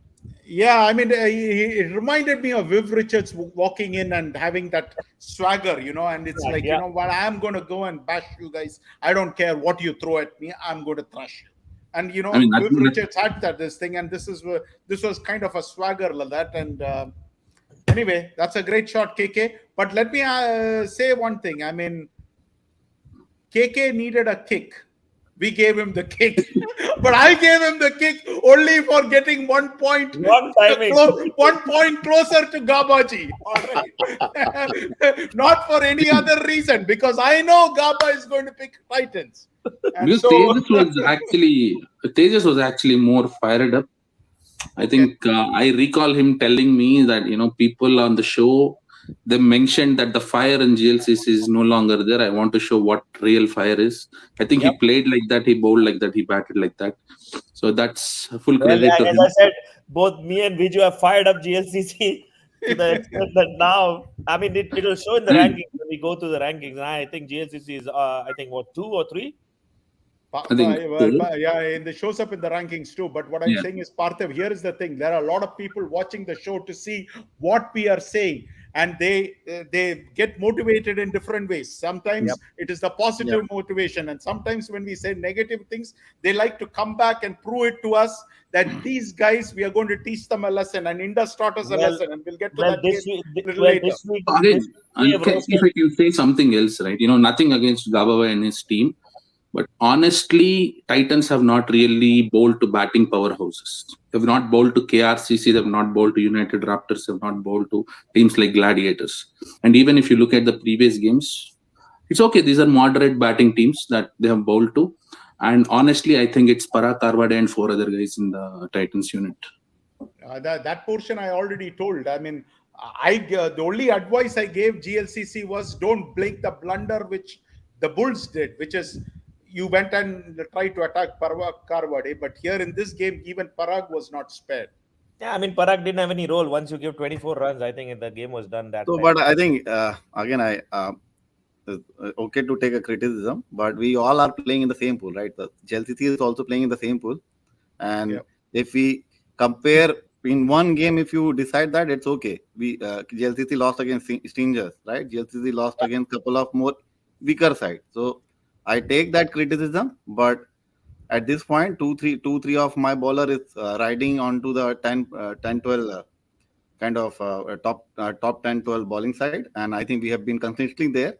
And if I go with the same way, Samish is also no different. Tejas is also no different. Okay, Prabhu is also no different. Okay, so it's easy when I do give you a credit. Okay, but it is just one over which has made totally different. If I'm playing against GLCC, it's not going to happen. It's never going to happen. Okay. I can get you. If I'm playing at the beginning of this, right? I said, firing up, I'm pretty confident. Okay. Let's meet. Let's do a redo. No redo. We'll have a playoff, right? I hope that if we go through and GLCC also go through, let's meet somewhere in the playoff and then let's see. Man, we are already set. All right, the fireworks have started, baby. Gama has laid down the gauntlet. Viju, my comments on the show are purely as an analyst, right? I'm not talking from a particular team perspective. But when you look at last year, also the same thing happens. You get into the playoffs, but then do you really have the firepower? So there is only one person who is a difference. That's Parag. You know what happened in the last playoff against a Raptor? We played against Raptor. Do you know what happened? I mean, the scorecards are in there. Yeah, because I know, right? Raptor was continuously smashing almost every team throughout the league, and we are only the team. We got them restricted less than 100, about 90 odd run. There our batting failed. Otherwise, we have got that game. All right. Okay. But anyway, I think at least this game, if it happens in the playoff, is all set up. So we should thank these guys. But also, AK, how I heard that you injured yourself. So are you still active, or are you gonna? It's going to be a while before I step back on the field. Okay. So we'll not be probably seeing some more dhamakas from you in the coming weeks. Yep, hopefully. I have a scan coming up, and depending on that, the rest of the season will be decided. Well, this week we have roasted. So based on past, if you're saying that we got GLCC motivated and KK motivated, so this week it should be Maulik's turn, right? We roasted Gujarat Lions and Maulik. So hopefully Maulik is listening, and this weekend is Maulik's turn to It kind of shows. Only problem is, I think this week he's not playing. This week they don't have a game? No. They are umpiring. So all the firepower went waste. Well, we'll have to redo it next week. All right, let's go on to the next game. So next game is Stingers versus Spartans. Again, Stingers, another team that I feel like they've upped the level from last year. Last year, I think they were probably, if I'm not mistaken, probably in the last 4 or 5. This year, I think they've got a couple of really good wins. One against, obviously, famously with against GLCC. But this game, I think Spartans. I mean, I don't think I expected Spartans. I mean, it was 5-0 Stingers, if I remember correctly, or maybe somebody took a chance. I don't remember. But Stingers, their bowling and batting is looking strong. So I feel like this is definitely a team that can move ahead in the coming season if they keep some of these players intact with them. Do you guys agree that Stingers probably would be threatening next year if they continue this way? I mean, they cannot they cannot threaten when you are stealing their players, Parthiv. let's be honest. You already have an eye on some other player, and then yes. Molly Quentin stole Tarun Agara from them, right? So they keep losing players. Now, if you ask me, I think the player I need to steal is Alagu Paulraj, because let us give some love for Alagu Paulraj, because he's the captain itself. But he took 6 wickets. I don't think we talked about the fact that he's 60 plus. We missed that show or something like that. Yeah, we missed that week. But I think I need to give that credit to him, right? I mean, this guy is over 50, and you know how difficult it is when you are having that long run up and coming and bowling and things like that. So let us show him that love, because I think he's the reason, one of the main reasons why that team even exists, right? So if he's putting in that kind of effort, we have to tip our cap to him and say, fantastic job, Alag, and hope you do well. Congrats on this wonderful win. But another old guy who I've known for ages, Jagan Velusamy, picked up 4 wickets in this game. Yep. So some of these old hands are still performing. They are still able to get the job done. And I think in one game, anything can happen. As Gaba said, anything can happen in one particular game.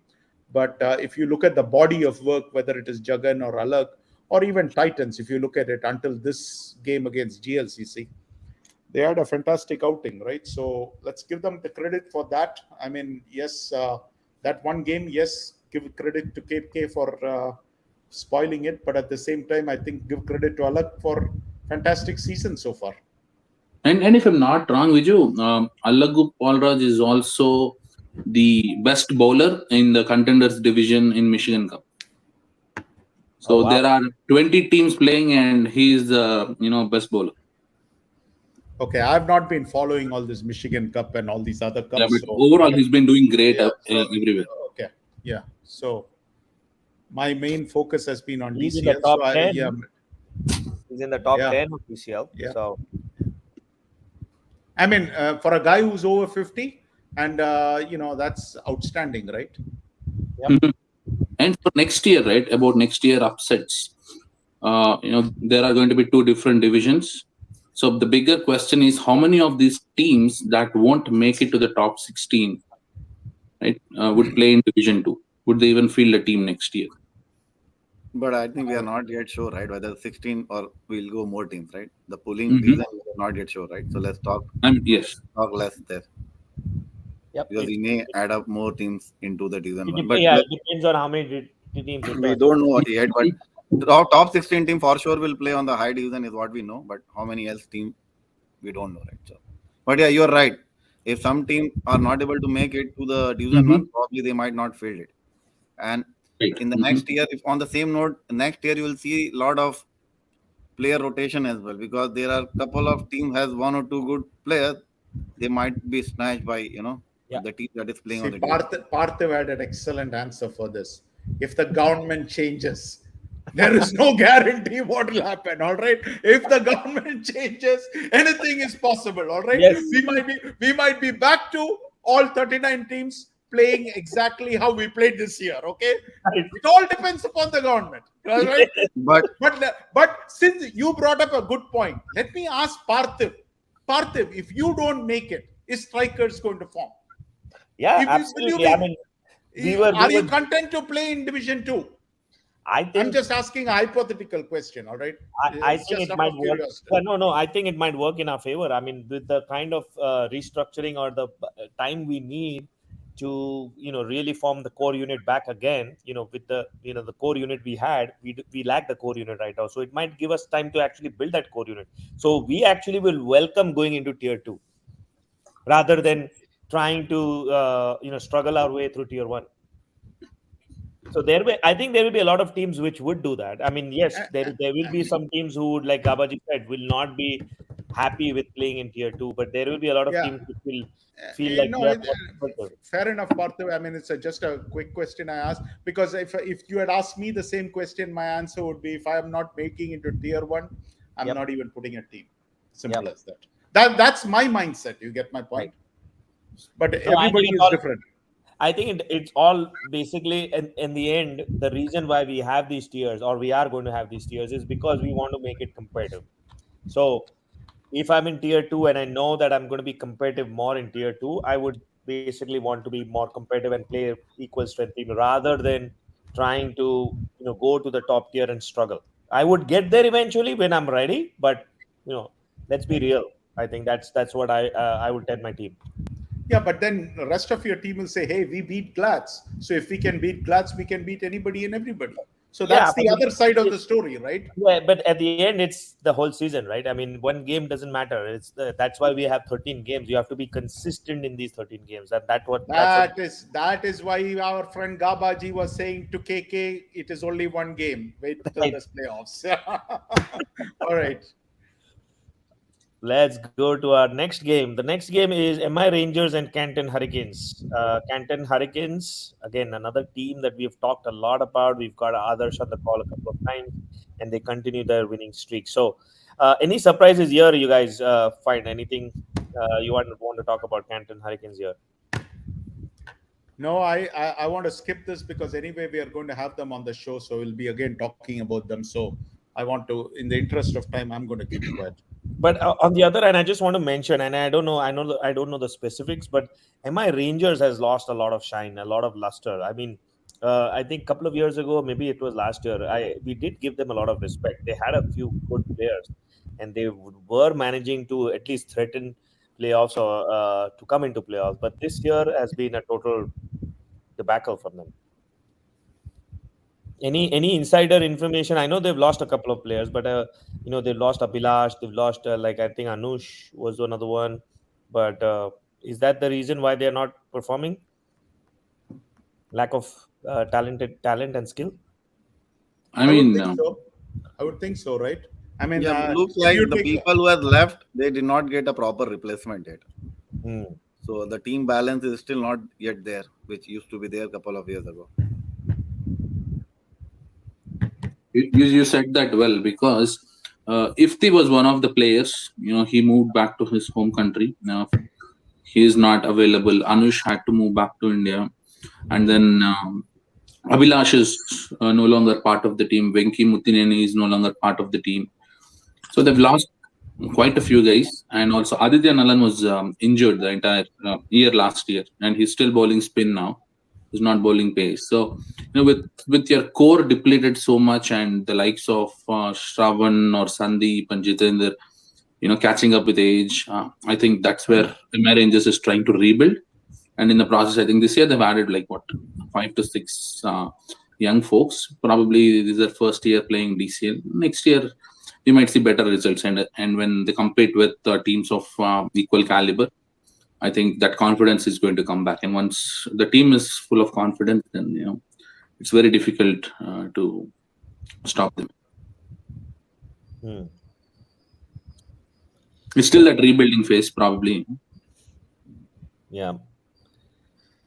All right. We move to the next game. The next game was a very big surprise for everyone, I'm sure. MCC Miles and Hawks. We had even our guests, I think, were weighing on MCC Miles. I think it was a 7-0.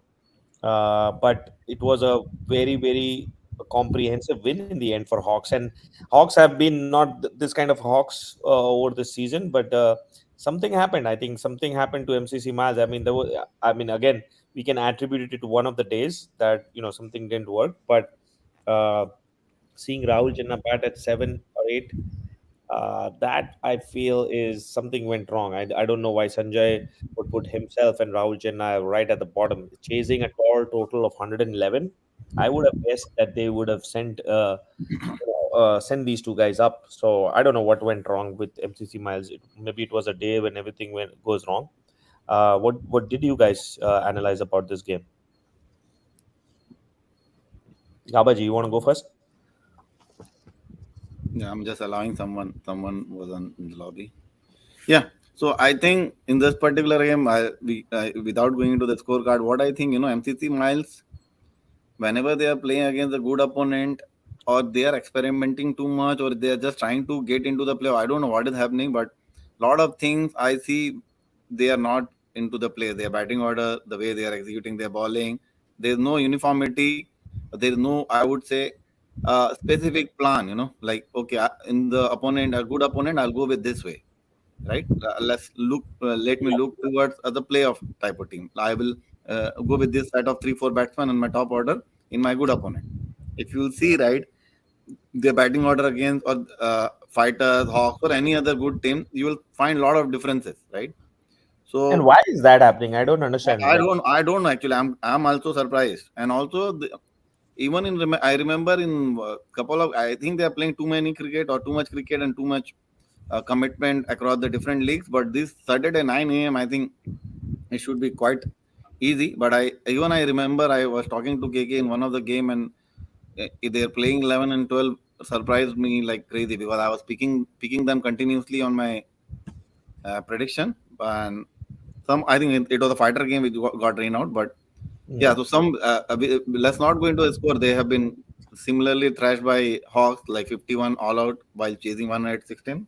So all credit goes to the Hawks, but MCC Miles has to think now we are very close to the playoff where just 3-4 games are remaining. I don't know how many games they played. I think they played 10 games. I think for them it's just 2 more games. They should think and come up with some better strategy for the remaining 2 games and execute the way they wanted to go into the playoff. Yeah, next weekend is going to be really challenging. They have KRCC, so the real. I mean, I'm hoping that they can get their A team and challenge KRCC, but looks like based on this performance, it doesn't look like they're going to threaten KRCC. Yeah, Parthav, I'm not sure. I mean, let's assume that they beat Rangers. That gets them to what, 38 points, I'm guessing? Yep. I'm not sure. I don't know what the standings are, but I'm vaguely I recall that it was 33. They are 33, and then if they win against Rangers, yes, they get to 38. Is 38 Gaba? Is that good enough to seal the deal? Again, pool wise, it's close. I think 40 is very comfortable to be, on a very safer side, but 38 should make it. Okay. But yeah, I mean, I think in this game, Praveen Mangalari, what a show. Almost took the game changer of the week. It probably deserved the game changer of the week, except there was another guy from Indus Thunders who really dominated the performance and made mockery of the whole thing with regards to KRCC. So hard luck, Praveen, but fantastic outing. And that Shashank, he once again performed. He's been great with the bat whole season. But Naresh seems to have come back, and Naresh seems to have the golden touch. Once again, Hawks are performing. But this is the game on which they were arguing over the ground quite a bit. Am I right? Or yes, this game was in Founders. Okay. And I think Sanjay was not too keen on playing or whatever it is. I'm not sure. Not Sanjay. It was actually the Hawks team that was not very keen on playing there. Oh, is it? Then they should be very happy after this thing. If they'll say but they did mention that they practice on Founders regularly. Probably that helped them. Okay. Because they are more accustomed to those, I think this is the team who has kept their home ground as the Founders. If I'm not wrong, if you go to the team description, they have put Founders as the home ground, and they do not want to play on their home ground. Can you? No. I think it was. I think it was they didn't want to play on that particular No, field. yeah, I do get it. I was Yeah. just kidding because I think if I'm not wrong, this is the team where generally nobody put anything on the specific ground, but they have selected Founder as the home ground. Mhm. How do you find that out? It's on Go to the Krcc. go to the teams, please. Teams, It's and you can see You that. can actually select Okay. your home team. home ground. city and hometown also. And we got a message from Sandeep Gopu, All the right, let's three-time go to the winning next captain. game. Detroit Bulls was Hey, Parthiv, can you see me? Yeah. We can hear you. Okay. Go ahead. Okay. Actually, Sandeep Gopu sent a message. He's a Yeah, three-time winning captain, right? TCL. He says that whenever Naresh Harkat plays, Hawks have better chance to win, and that's what's happening. Well, that's what I just now pointed out to Parthiv, that Naresh played this game and it seems to have made a difference. I don't know what it is. Either it's his motivation or it is something. I The remember- golden touch. I remember a similar incident back in, I think, 2003 World Cup, if you guys remember. India played that guy, Dinesh Mongia. Do you remember? Mhm. Yeah. They played him all the game. He was neither bowling, he was neither good at batting, but somehow Saurav Ganguly believed that he was the lucky charm, and we got to the finals. If you look at his stats, he played each and every game, and still like he wasn't performing, but they didn't change him, and it was a lucky charm. Maybe Naresh Arkat is the lucky charm for Hawks. So who knows? Isn't that the same case with why Srishant played the 2011 finals? All right, let's go. Okay, let's move on. Wait, there is a lag. I don't know. Somehow we're not we're hearing Okay. KK after a bit. That's fine. Let's Srishant move played on. because I think Nehra got injured for semifinals. Mhm. Yep. All right. Next game is Detroit Bulls and FCC. So this game, I think, the low scoring game affair, but Detroit Bulls, I think this is a team that everybody would hate to play in the playoffs. I think this is one team I'm sure the top ranking teams would hate to play in the playoffs because they are getting better and better by the day. I mean, yes, they've lost maybe one game, I think, to the, but apart from that, they have been smoking guns all the way. And FCC, I think another team, like it's always the case, like balance, right? In DCL, like some teams go up and then there are some teams which are going below the level. So FCC was semi-finalist last year, but this year hasn't been there yet. And no challenge given here to Detroit Bulls. I think they folded for 35, and it was kind of a one-sided game for Bulls. So KK, since you're close to FCC, I'll go with you first. Yeah, at one time I thought FCC was in the game when Bulls were 55 for 8. But that last wicket partnership of the 24-25 runs actually hurt FCC a lot. Because once you get to 79, this year FCC's batting has been dependent on just 2 or 3 folks. And as soon as they get out, there is a lot of pressure in that inexperienced order. And Bulls have been bowling good, right? They've. So is FCC a pretender or a contender? At this point, a pretender after the last week's loss. Okay. A lot of things have to go right for them, right? Dynamites have to lose and FCC has to win their remaining games, and some of those games are with good teams. Part of Bulls have the same mindset which Titans have. They have a very good bowling attack. They put 80 runs or 90 runs on the board, they can win that game. That's the Bulls mindset. Correct me if I'm wrong, Gababai. Yeah, I think I also agree. That is why they are also relying much on their bowling side. Only problem I would say, and for the Bulls, their lower middle order is again very vulnerable. If they want to win the playoff or some of the games in the playoff, they should fix their lower middle order.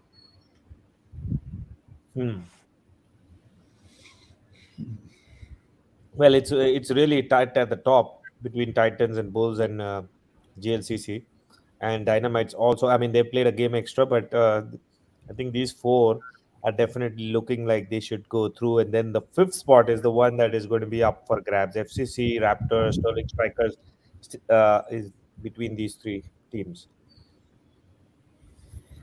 Striker and Raptor playing very less game, 7-7 game at this point. Yep. You know, that is where it is still not clear. And Sterling Striker is very unpredictable team. Very you know. unpredictable. And from these, Sometimes they come up with a very strong team, and sometimes they come with a team which cannot beat any team. So that is bounce down for you. Very difficult to predict Sterling Striker game, if you ask me. Correct. And I think it's probably because Sterling Striker players are playing in a lot of other tournaments too. Saturday 9 a.m. I'm not sure what tournament. No, they're just plain lazy. I mean, it's like Brownstown. I mean, I'm sure you have experienced like Brownstown players were the most laziest people in DCL. Like we used to talk about them. The diesel engine. It takes time to crank up their players. The Sterling Strikers have kind of inherited the Brownstown legacy. They are just plain lazy coming on the field. They're always kind of late, but they have talent, skill level. They are unmatched if they perform. But between these three, I would say I would go with Raptors. I mean, my favorite would be Raptors between FCC, Sterling Strikers, and who else? Sorry, I forgot. FCC, Sterling Strikers, and Raptors. Yeah, I would go with Raptors. Yeah, I think can you click on the Sterling Striker? I want to see what all the games are remaining. Parthiv, I would still hire Mohammad Omar to be my lawyer if I needed a case. Let me tell you that he can make a case out of nothing. So, Right. Can you click Sterling Striker and see what all team they have to play? Just wanted to see the schedule. Yep, they have Raptors. Oh my God, this week. So yeah, Dark Horse, Daria, yeah. FCC. so they have they have FCC. So this was the pool we were talking about last week, right? They are playing each other, so that they are going to sort it out. I mean, Raptors are playing Sterling Strikers are playing FCC. Even Pool A, I think we mentioned this for the Pool A, but looks like Pool C also no difference here. Yeah, so I think they are going to sort it out amongst themselves. So if you ask me, the Sterling Striker play on their best potential, they may be close to 35, 36 point at least. 36. They are 720, and I think they should easily get 3 games from here out of these 5 games. Yeah, I think they should easily beat like Dark Horses and Daria. One of these 3, I think FCC, they should beat FCC. The other 2, if they come up with a good team, again, that would be a good game. Sterling Striker versus FCC. If they are not coming with a good team, I think FCC has a game, and I think FCC will pray that they might not come up with a good unit. Guys, we should move on. 1 hour 45 minutes. So yes. All right, we have two more games. Okay, KRCC Indus Thunders. This was the game that everybody was on KRCC side, and I remember talking to a few of the Thunders guys, trying to investigate whether some of the big guns are going to be available. Dinesh and Manoj and some of these guys. And I remember Chetan, who's our game changer of the week. I messaged him and saying, "Hey, is Dinesh playing? Is Manoj playing?" And he said, "Why? You guys don't trust us?" And albeit, he was the guy who changed the game. It was basically Chetan Dushyant who, his innings of 28 and a gutsy innings, I would say, very gutsy innings against a very, very good bowling side as KRCC. When you are chasing a total of 52 is always going to be the bowling team is always trying to get wickets, right? That's the only way they can win. So they are always attacking, and to actually counter with those 28 runs in quick, like 36 balls, I think this was a brilliant innings. But I don't know why KRCC's batting failed. I mean, I think this has been one of the complaints I've had is KRCC's batting is not there yet what it used to be. I mean, I don't see Tamim Oni. Last year, he had his hand full of awards, but I don't think this year he's anywhere close to that. So I mean, he's still your MVP. What is that? He's still our season MVP. If you look at the points table. He's still in the rankings, but I don't think he's anywhere near in the bowling and the batting records.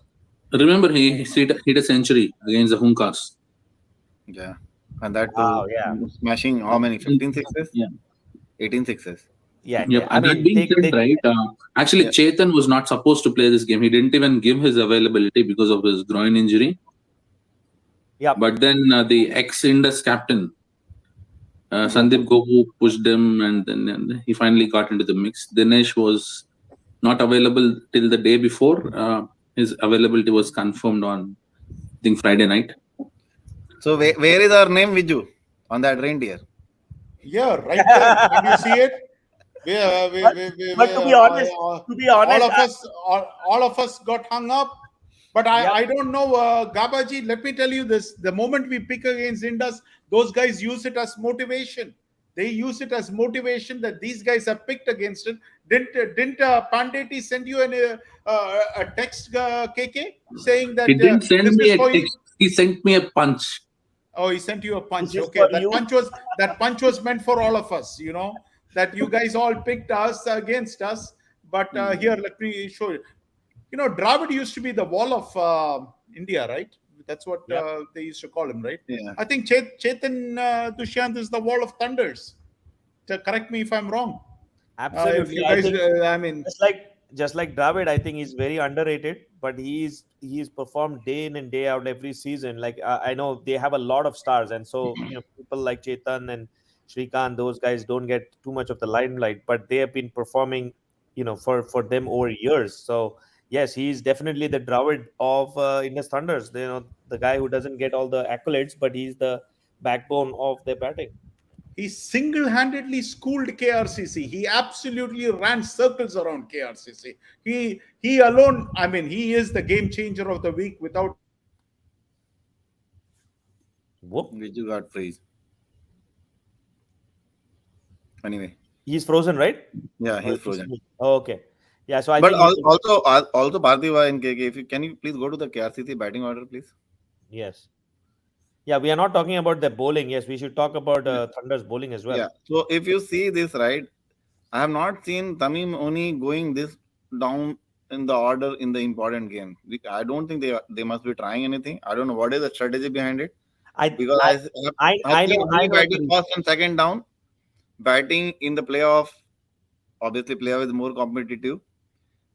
I don't know what is the strategy. Them pushing him on the fourth, the fifth down, I believe, right? I don't know what is the strategy behind it. My belief is KRCC with this new change, with all these guys coming in, Ali Abbas and Raza and those guys, I think they've still not figured out how to compose the team.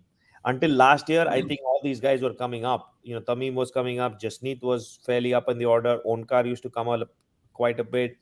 And now to accommodate, Ali Abbas and all those guys, the batting order is completely like mix and match. So still they are not there. Is it to make the new people happy? Yeah, I definitely think it's for making the new people happy. Because surely if you see Ali Abbas is not clicking on that order. Right. If you click on his order, I think other than one game, I think he did not score. Yep. I definitely feel I think it's trying to please everyone. They've lost the plot. And I think I had said this in in the last week's call, that if it was a playoff, I would have gone with Thunders any day, because I think they have a stronger and much integrated unit as compared to KRCC. Yes, they lost last year, last year, but that was basically not last year, so the year before they lost the year before, but I'm sorry, KRCC lost the year before, right, against Thunders. Yes, that was the finals. In the final, 2021. Yeah. So that was basically, the show which everybody wanted to see. Is like they had everyone there from KRCC, and Thunders had the batting unit, and they were able to pull it off. And I see that happening even this year, where if the same two sides again clash in the finals, which I think would be my guess. If I had to put two sides in that bracket, I would put KRCC and Thunders right now in that bracket for meeting in the finals. And come finals, I think I would definitely go with Indus Thunders, because I think if they have likes of Dinesh and Manoj and Chetan and Sandeep himself, and they've got Abhishek now, I think he's becoming a regular. I think they've got the unit to actually beat them. So if anybody can beat KRCC, but still, I would say KRCC, Indus as a unit looks very good, right? Because they are playing from very long time. So as a unit, they are really good, and that makes a lot of difference. The only fear I have with the only fear I think most of have with KRCC is like one fine day someone can just take the game away from me. That's the only fear. Yeah, that's what I was saying. KRCC looks like having a lot of match winners. Anyone can take the game away. Right. But if you make these guys play for best of three finals, I'm sure Thunders will win, because on a day it can be Tamim's day and he just takes the game away. But consistently wise, I would say, Thunders have the game better. Let's also say this, right? When Vijay Verma Rudraju performs for Indus, their team looks completely different. Because when that guy gets going, he'll get you a bunch of wickets, and you don't have to get your fifth or sixth bowler because he does your job, and it looks a different unit altogether. Oh, welcome back, Viju. I think you got. Yeah, it's okay. Let's continue on. I'm sure you guys have covered it, but we'll just move on. We are out of time, I think. So we need to move forward. All right. The last game, it was a fairly one-sided game. I think we can just run past this game really quickly. SLCC Legends versus Cover Drive. I mean, Legends did one thing great, was winning the toss. And, what do you do when you win a toss against a bottom-ranked team? You bat first and bat them out of the game. And that's exactly what Legends did. They posted a huge score of 133. And once you posted that, there was sizable contribution from Ravitej, Pujari, Samant, Murli. I'm sure you'd be happy with that, Vamsi, with your brother's performance. And then Guru Nagar towards the bottom. So, 133 was always going to be a very, very big score for any team, albeit Cover Drive. And Cover Drive, I think as we have already said, they still have a long way to go to challenge anyone in DCL. So again, all single-digit scores, the extras being the highest, that tells the story itself. And also, all in all, if you talk about this, right, Cover Drive actually did decent with the ball in the beginning. Legends were 69 for 7, if I'm not wrong, but then they were able to get to that 130. But based on what folks have told me in the Cover Drive Cricket Club, every person who gets out just taken their bag and left the ground, not stayed with the team until the end of the game. Parthiv, KK's father is with KK right now, right? Yep. He's having a ball of a time. Both the Kanangattis are performing left and right. Let me tell you, he can't figure out which Kanangati is doing better. Both Vamsi is on top of his game, and then Murli is on top of the game. That's a dream come true for any father, right? So, hey, can I say something? He did come to my game. He went to the other game. Okay. Because that was in the afternoon. Okay. So he has favorites in the family? Maybe I'll ask him. All right, that takes care of the games for the weekend.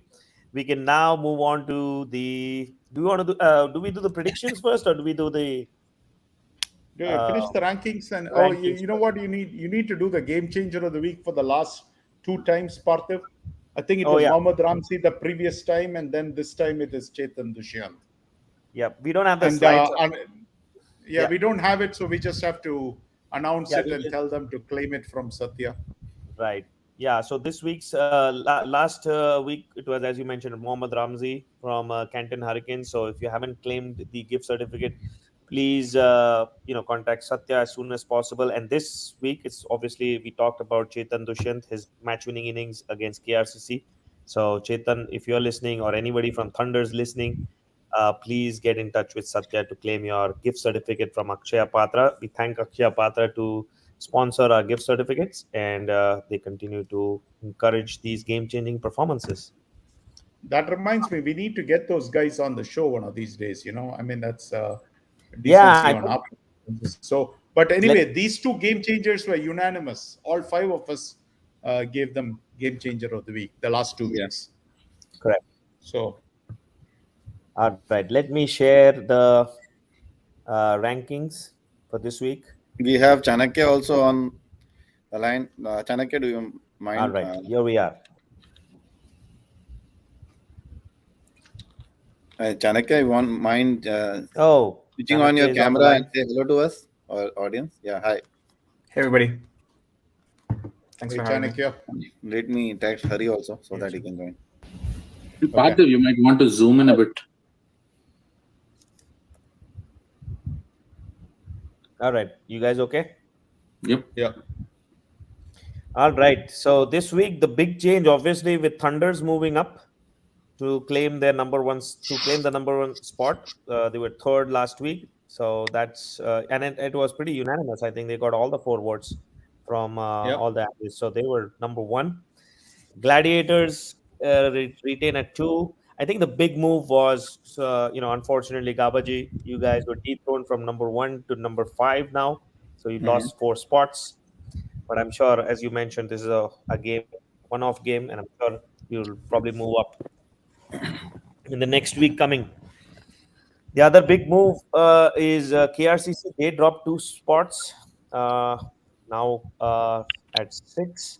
We have a tie at 6. So Bulls and KRCC both claiming the 6th spot. The other big move, thanks to Hawks, MCC Miles have now dropped 5 spots. I think that if you stop there, I think there are 2 teams out of the top 10. In fact, I think my voice is lagging. Parthibai, if you stop there, sorry? if you see right from the last 2 weeks when we started doing this ranking, KRCC and MCC Miles are falling actually. They were in the top 3 or 4 and they both are now out of top 5 and MCC Miles is out of top 10 now.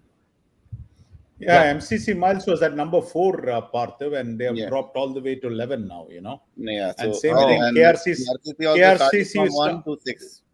Yeah, 1 to 6 they have dropped. I think the last 2 games they lost, right?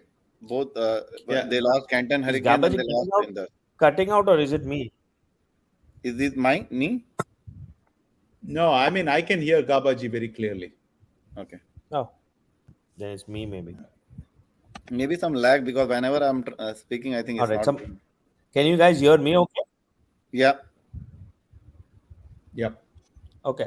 So the other big move which happened was, we talked about MCC Miles. Similarly, Gujarat Lions, thanks to Gladiators, they got whacked and now are at number 17 spot. So dropped 4 there. There have been some significant movements. Red Devils, Hitman, Raptors, all moving up a spot, and Dynamites have moved 2 spots up. So now they are in top 15. But another win. I mean, this was a win against Daria, which moved them 2 spots. But I'm sure the next win will get them into the top 10 if they beat GLCC. Yeah, but that's not as easy as eating ice cream, right? Yep. Beating GLCC. So, to come into the top 10, it's never going to be easy as eating an ice cream. So they have to do it. Yeah. So we'll have to see how that happens. They did it against Raptors. Stingers. Vijay will be desperate to disappoint us, Vijay. Vijay will be again happy to disappoint us because they did it against Raptors. And if they do it this time, we should not cancel our show. Okay. Otherwise, Vijay will come and kill both of us. Me and Parthiv. Yeah. Last time they beat Raptors and we canceled the show. But I didn't cancel it. Parthiv was not available and Gabaji, you were also not available, I think. Yeah, I know. So it was just where I mean, we have to do it, especially if they beat GLCC. Yeah. Oh, Parthiv, at that time you can go to Hawaii for a visit. Oh my God! So another big movement down the road. So down the basement, I think there hasn't been much movement. I think people have swapped positions one over the other. Local boys, MI Rangers have dropped a couple of positions. The big Thunderbolts, even after losing, they have got out of that basement and now are looking into the. Parthiv, I think the most important point is that there is a new emperor of the basement. Royal Hunkars have become the sole owner of the emperor of basement title. So they got the number 39 spot. So it looks like some analysts changed their positions on Royal Hunkars. I know. Right. I want to take Chanakya also into account. Chanakya, I know you do a lot of such kind of analysis. How you are aligned with our ranking. Specifically, don't go with the perception of the good team or bad team. Think about how they did it so far in the tournament. Can you go scroll up, Parthiv? Chanakya, let me ask you, who is your emperor of the basement? I'm not really sure. I've played against Royal Hunkars, but the other teams, I'm not really sure. I haven't been following their games. But you're the stats guru. You're the stats guru, so you should know based on the stats who is the emperor of the basement. Unfortunately, not this year. I haven't had enough time to do that. Okay. I'm leaving the analysis to the pros this year. So are you aligned with the ranking that we are going through, Chanakya, or any comment over there? Yeah, I think based on like form and results, at least the top 16, I think seem pretty fair at this point in time. I don't think there's anything that kind of stands out that is a mistake. I think it's pretty fair based on form and the way results have been going. That's it. Vijay Shanmugam is standing on his head and doing pulties now because he's in the top 16, right? I mean, he's 15, if I'm not mistaken. True. Yeah, he's 15. He's moved 2 spots. Yeah. Okay. All right, let's go to the predictions now. Can you guys see? Yep. All right, we'll go with the predictions. Thunderbolts versus Fighters. I think what I noticed is all 5 of us are right, are exactly identical except for the showcase game of the week. Yes. That is the only game on which there is differences of opinion. Everything else is unanimous. That's true. Oh, wow. Take a look and see. Wow. I did see that. It is unanimous. So the only place where Right. there can be any difference is in the showcase game of the week. So we did pick the right showcase game of the week because obviously we seem to have differences of opinion on who is going to win this game. Everything else we seem to have no doubts on who's going to win the game. Well, then I think we'll probably move to the game changer of the showcase game of the week right away. I know we are running short on time, so let's bail out on the predictions because we are all the same. So let's go straight away to our guests. So first of all, thank you, Chanakya, and Hari. I see you also. Thank you for joining. We've had Canton Hurricanes before. We've had your captain before as well, but it's great to see Canton Hurricanes on this show again, which basically means you guys are doing things in the right manner and you guys are performing day in and day out. And so is Red Devils. I think the Red Devils is we've talked about on the show. There has been a big leap from Safaris to Red Devils. I think Safaris was at the bottom basement of the table most of the times, and now suddenly Red Devils is the talk of the town. I mean, everybody is looking forward to what Red Devils was at the start of the season. Now that we know, definitely a contender for playoffs and beyond. So, welcome to the show. So, generally, we want to ask you a few questions. If you guys can be as candid as possible, talk to us about your strategy going into this game. Also, like Viju says, this is a stage for you guys to highlight your players, highlight some newcomers, highlight people who have been with your team for so long and have been delivering year after year. So it's your stage to kind of talk about your team and highlight some of these players who have been with you for a long time. So with that said, since both of you guys, my first question to both of you guys, if you guys want to take turns, is both of you guys have this season has been kind of you've turned the page as per se, to a next level. What has changed? So I'll go with Chanakya first. You are a new addition to Red Devils, to this whole Safaris unit. So what do you see has changed in the culture, or what has been a conscious change? Yeah, absolutely. Thanks, Parthiv, and thanks first of all for all of you for having me on the show. I'm representing Red Devils on behalf of Venkat and Rahul here today. They weren't able to make it. I think a lot of us have been playing together outside of DCL. Rahul, myself, Gagan, and a lot of the other players as well. Obviously, it's a big change compared to the previous roster that was there from last year.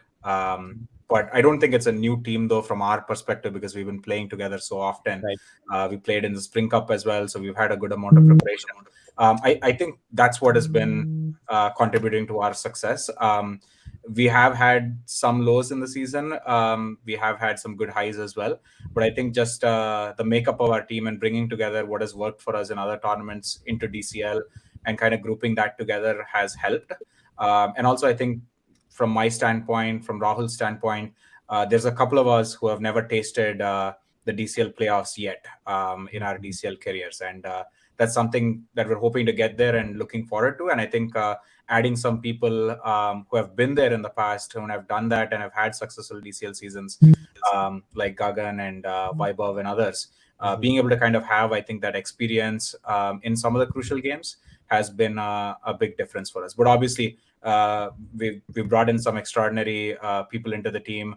Obviously, along with me, we have Satish and Varma, the guy who smacked Mansab for a 6 in the playoffs last year. Gautam is there in our team as well.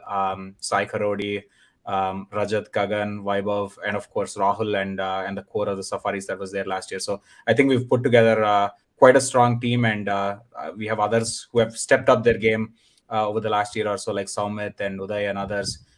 So a lot of names. It's a huge roster, so I can't name everybody here. But I think kind of playing together and knowing each other and kind of taking that forward, we've had a lot of success in other leagues as well recently. So I think that's kind of translating well for us in DCL as well. Long way to go, but I think start has been quite good for us.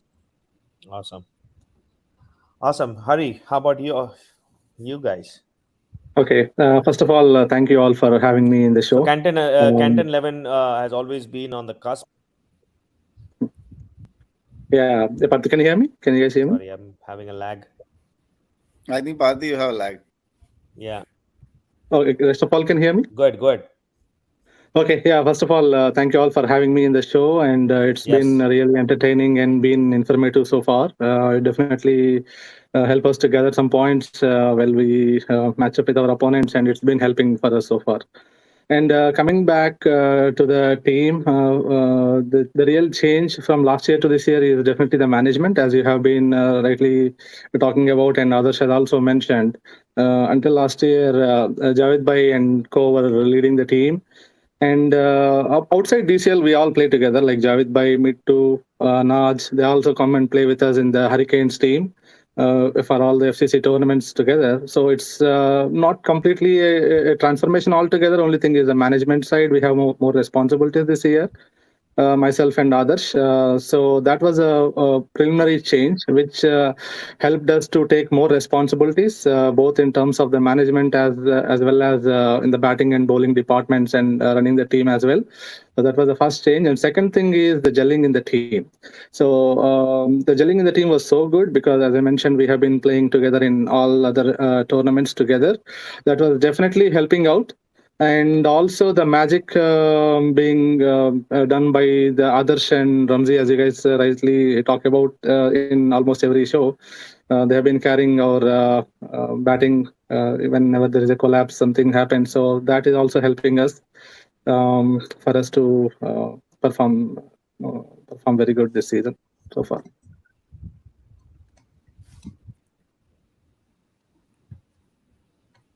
I think we lost Parthiv. I think he mentioned that he will disconnect and join again.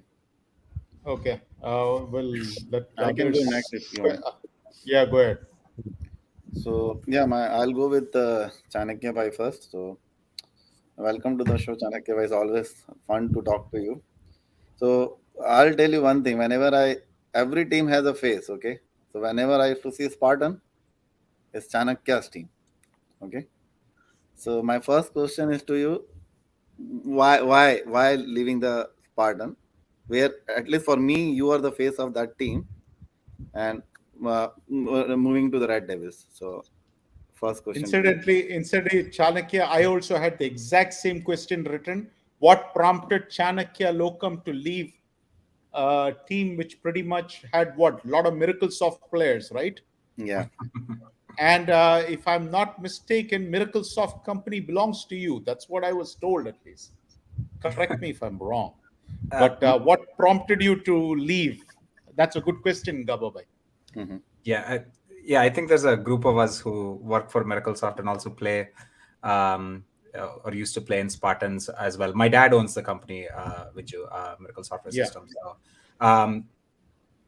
can I plead the fifth on the question? But no, I'm just kidding. So I'm still part of Spartans. I played for them in Novi Cup. We're actually playing the Michigan Cup finals this Saturday. Most of us are playing for Spartans there as well. So it's not that we've left the team completely. But as I said, right, I've been playing in DCL. I think this is my 4th season in DCL. Playoffs has been something that we haven't touched at all. That's an experience that I've only seen as an audience member, and it's something that I want to participate in. We lost a lot of core members, I would say, over the last year or so within the Spartan setup, and we kind of mutually felt that we could get a chance to play in the playoffs and kind of set up a good team. And Rahul and others, we're quite close with them. We played DCL Corporate Cup, won a great game against Ford in the finals there. So it's not like we haven't all played together, Spartans and Safaris and others. So we've had players switch in the past as well. So it was kind of a mutual decision there to kind of go ahead and form a team like this so that we can have a better chance at contending for that trophy. Okay. No more masala other than that. No. I mean, that's a very good answer. Actually, it might be something for Parthiv to think about. I mean, he has done that strategy before with the Raptors. It just didn't work out. But whenever I see, some of these guys who have been there for a long time, I know how much I struggle to get a championship.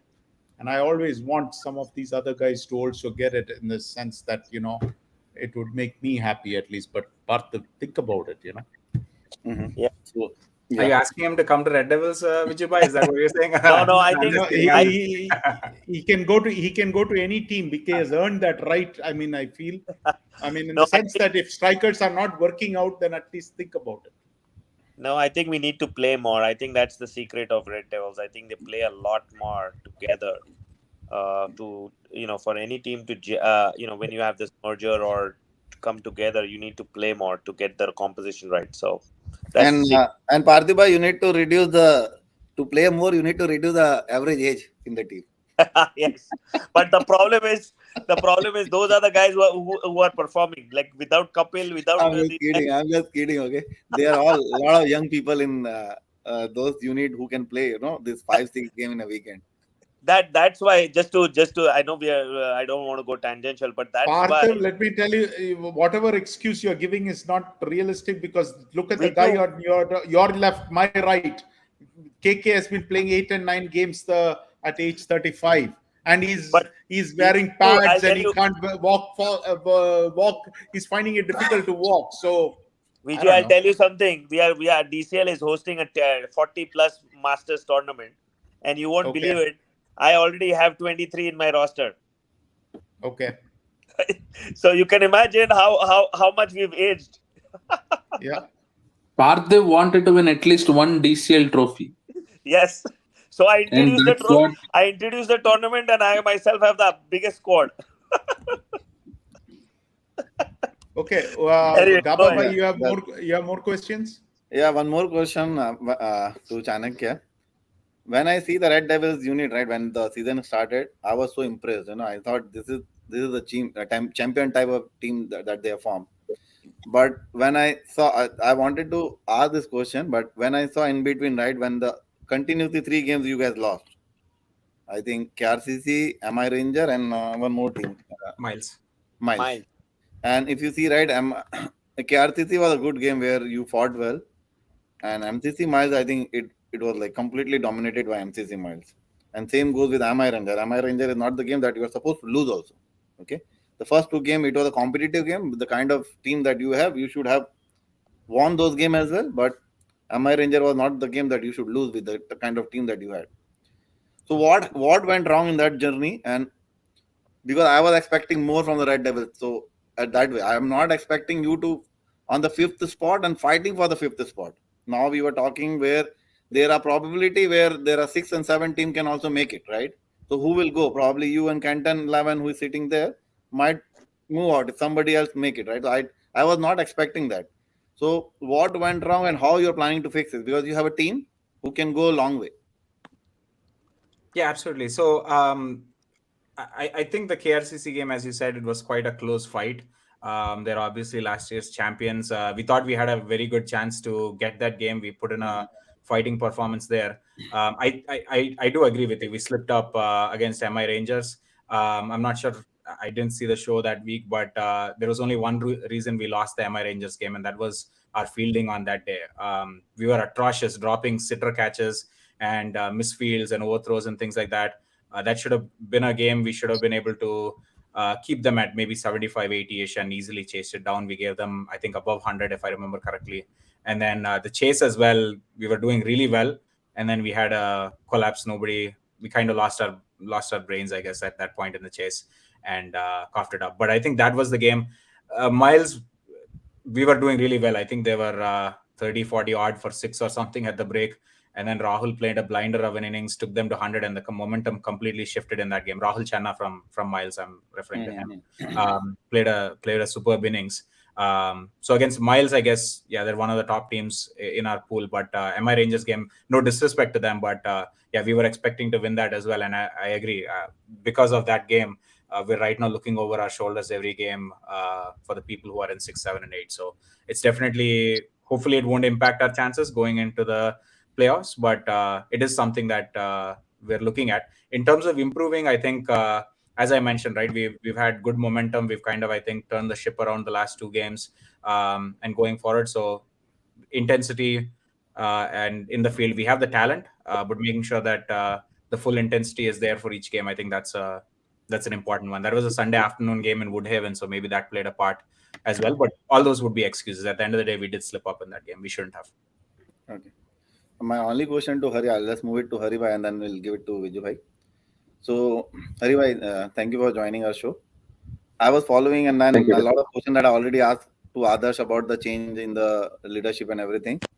One thing that I wanted to ask as a captain, I see in a lot of games, your lower middle order came and made game out of nowhere where others performed, and Canton 11 is not getting good support from the top order in most of the games. I may be wrong, maybe in a couple of games, but in general, what I would say, there are not much support you are getting from your top order.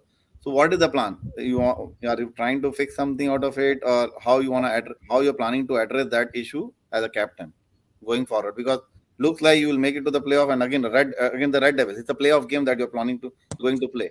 Very important game for you both, I would say, to fix the playoff spot. Okay, that's a good question. We also multiple times, me and Adarsh and the management thought through it. Top order being collapsed is also a concern for us, but we won't be making too many changes. The main concern we have is we have many hitters in our team. So playing around those hitters, mix and match with the rotators and then hitters, that's not been working so far. But as you know, we have the top order hitters like Najbai, Mittu, and Amit. We are banking on those 3 people to give us a good start. But once we get a good start, and like me, Adarsh, and along with Ramzi, and a few more other people, we want to just cash on it. But so far, it's not been working. We just we're not making too many changes as such, but just rotating between these 3 players. So we just want to back up them, and then we know what they can do. All these 3 people, and we want to just give them chance and see how it goes. Sure. But definitely, that's in our mind. We are cautiously looking into it. And that's why we have identified 3 or 4 players to be in the crease supporting like every 5 overs, every 10 overs. So Amit, myself, and others, and then all other hitters will rotate around us. So that's our game plan, and that's what we are going to do going forward as well. Okay, thank you. Over to you, Vijay.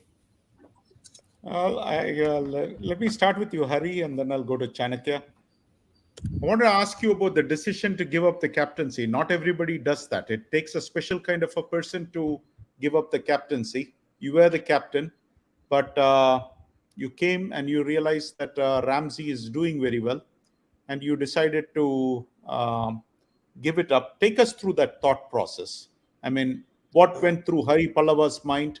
What were you thinking? And just take us through that thought process, because people outside will not know it. There are a lot of people who watch the show, but they don't know what went through your mind. And just take us through that thought process.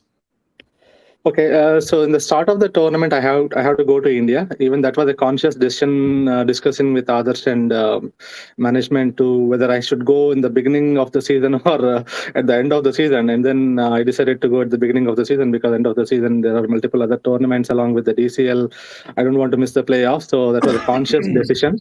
And others was the vice captain, and so we gave it to others. And my role not just ended there. Me and others which we'll discuss even when I was in India. We used to have a call to have the discussion about basic strategies and batting order and what we should do, who are the players to focus, and all that kind of decisions. It's not just completely left on others' shoulders. So we have been discussing that. But somehow he definitely created a magic in the team's atmosphere that was not there in last year. Suddenly, when I came after 3-4 games, I see the dugout atmosphere has been totally changed, and everybody wants to win. This is the first time, at least in DCL, I'm just seeing in my team that everybody has that strong desire to win the games. I see that, and I told to others, for some reason things are working. You guys have definitely put enough effort to win the crucial games, especially with the MCC Miles and the fighters. That has definitely made me think that we don't want to give up this, because team has performed so well. I don't want to make people think that things are changing for whatever reason. Of course, things haven't changed much, but for any reason, I don't want anybody to think on that. So I ask others to continue doing whatever he is doing. And definitely, I mean, nothing has been changed in terms of discussion between Adarsh and me. We constantly meet up many times a week, and wherever we get a chance, we keep discussing about the strategies, analyzing players, and how do we handle the situations and all. In that point, things have not completely left on Adarsh's shoulders. We have been definitely sharing thoughts and things like that. But from the captaincy point of view, yes, he is the one who is running the show on the field. Deciding on the bowling changes and all that stuff. Okay. Well, I mean, it's a good thing, because what you brought out is things which other teams might want to consider, in the sense that the sacrifices which are involved, because this is the first time somebody is coming out and saying, hey, I considered even going to India when I should go to India. No, I guarantee you most people do not do that. And I already saw that, because remember once Javed came on the show and you had done a write-up for every single player. Correct me if I'm wrong. And because so to help Javed out. So I can fully understand why you would have gone through that. But you're reaping the rewards. So congrats on that.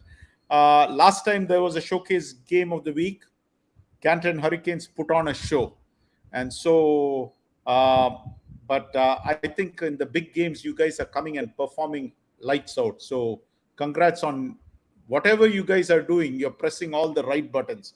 But let me already Gaba has covered a few of the questions, and Parthu asked something. So I'll go to a different thing. I want you to take us through. All right. Now, remember, none of us saw the game live. All right. I'm going to ask you to recreate the situation, because remember, this is the opportunity for everybody else listening to see it through your eyes, which we are not able to see because we didn't see the game. All these other guys, 5 other guys, they haven't seen this thing. So what I'm going to ask you to do is take us through that Krcc game, the Mohammad Ramsey effect, where obviously we have been making him into a superstar. We have been making Adarsh into a superstar. But rightfully, they're performing, and we're just turning the light back on them. But that was a big game. Many of us were there or not there. I want you to take us through the highlights of that game, the decisions which were made at certain key points which made you win that game, and then cover that run out, because none of us saw that run out. But that was the key run out, getting Tammy Moni run out. It had to be something of a game-changing moment. Obviously, Ramsey took the game on his shoulders and carried you to victory. Please take us through that highlights of that important game. Okay. And then I'll get to Chanakya. Okay, so the first thing is claiming the toss. We have played Krcc 3 times, not just in DCL, in other tournaments as well. We know this is going to happen, so we have prepared for that. We have strongly prepared for that. So Javed Bhai, myself, we make sure that we are 7 people in the ground. And as we expected, it's raining and ground conditions and all. We know batting second will not be that easy because pitch will be soggy after batting first. And in the morning we decided, we know that it's going to happen. Only thing is we just want to apply. So we went there. Rightfully, we claimed the toss, and umpires did a good job. And the opposition tried to convince us and do multiple things. And thanks to Javed Bhai also, rightly to stand up and and claim the toss. That's the first thing. And the pitch was not favoring to the stroke makers. I mean, ball was just holding a bit and coming onto the bat, but once you stand in the wicket, it's easy to score runs. But our hitters, initially, we didn't got a good start. Of course, definitely a good bowling performance by Hemant and the KRCC bowlers. They rightfully took the wickets regularly. And we could not stand a chance to bat for a long time. We for at least 3-4 players were throwing the wickets unnecessarily by being a wrong shot. Even I got run out for no reason. So batting was kind of a collapse. But definitely, as Adarsh, who has been performing so well along with Ramzi, were being the saviors for us. They took us to 23 overs they played and got us to 66 runs. And that's half part. And as frankly speaking, I have many doubts looking at the KRCC team's batting lineup and all that names. So I have I have many doubts. Can we make it or not? But others was pretty confident. But there is one person I have to give credit. I haven't even told this to that person. It is Amit. It is Amit who I see he was charged up. There was some talking been in the dugout from KRCC that charged up Amit. He was literally charging up. Like he was the one who started like ball. Of course, he is our opening bowler along with Anand. So he was charged up and pumped up. So he was the first guy to believe that we are going to win, even though it is a low-scoring game. We are going to win. He is the first one to believe. So we just started it, and rightfully Anand and Amit they took the wickets regularly. And then when the wicket starts falling, and by the time of break we got close to 5 wickets of them, then we know that we can put more pressure. Then I have to give more credit to the Javed Bhai. Javed Bhai was more aggressive. Most of the times we can clearly see even before the game, Javed Bhai's body language will tell how he's going to do. In that game, I have clearly seen the vintage Javed Bhai coming back in form and showing more aggressiveness, shouting all the keeper, fielders. I mean, that's how he performs. The more he is into the game, the better he can perform. And he was bowling beautiful balls and got all the key wickets. And along with him, Sadat was also there who was contributing. And that was still the first half of the innings. And once this Tamimoni and that Abdul came in, they started building that partnership, and we were a little bit worried at the time what is going to happen. And then came Ramzi. Ramzi's show actually started after 14th or 15th over. That's where he came back into the attack. He was also so pumped up. Then there was only 20 or 27 runs needed. In the dugout, we heard from KRCC when this partnership is going between Tamimoni and Abdul, they shouted that it's only 20 runs, something like that. That made our players pumped up. And then I have never seen Ramzi in such an aggression. He really pumped up and bowled one beautiful over. And especially talking about the run out, Ramzi never throws the ball straight when he holds the ball. He always throws the ball cross. Okay. So Ramzi, I mean, that guy Tamimoni played a leg side shot to the bowler, and they thought he will make it. Ramzi caught the ball without, I don't know whether he looked it properly or not, with just immediately in his reflexes, he threw the ball in the side arm.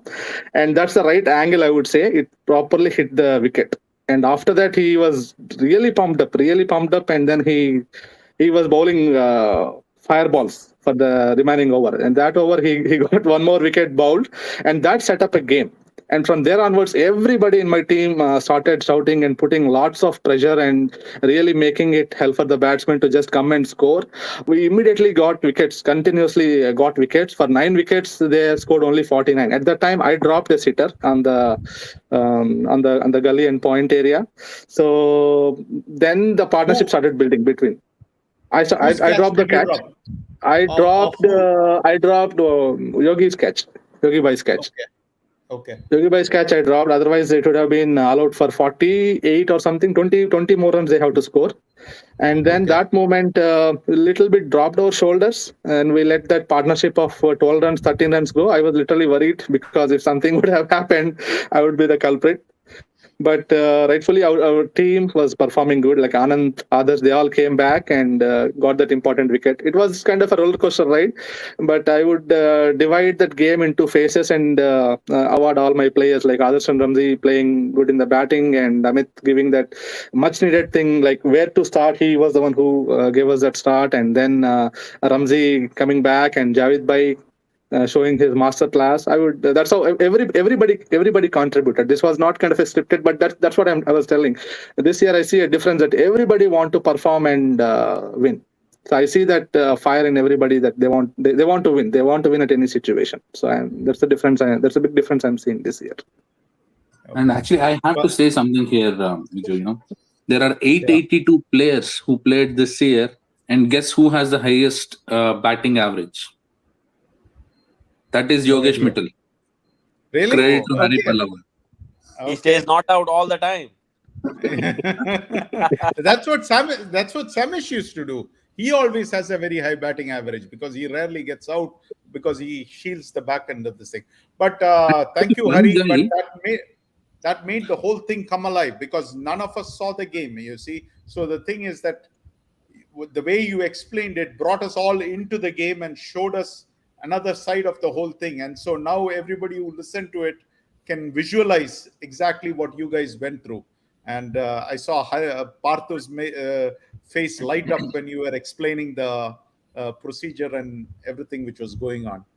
But if I can get to Chanakya now.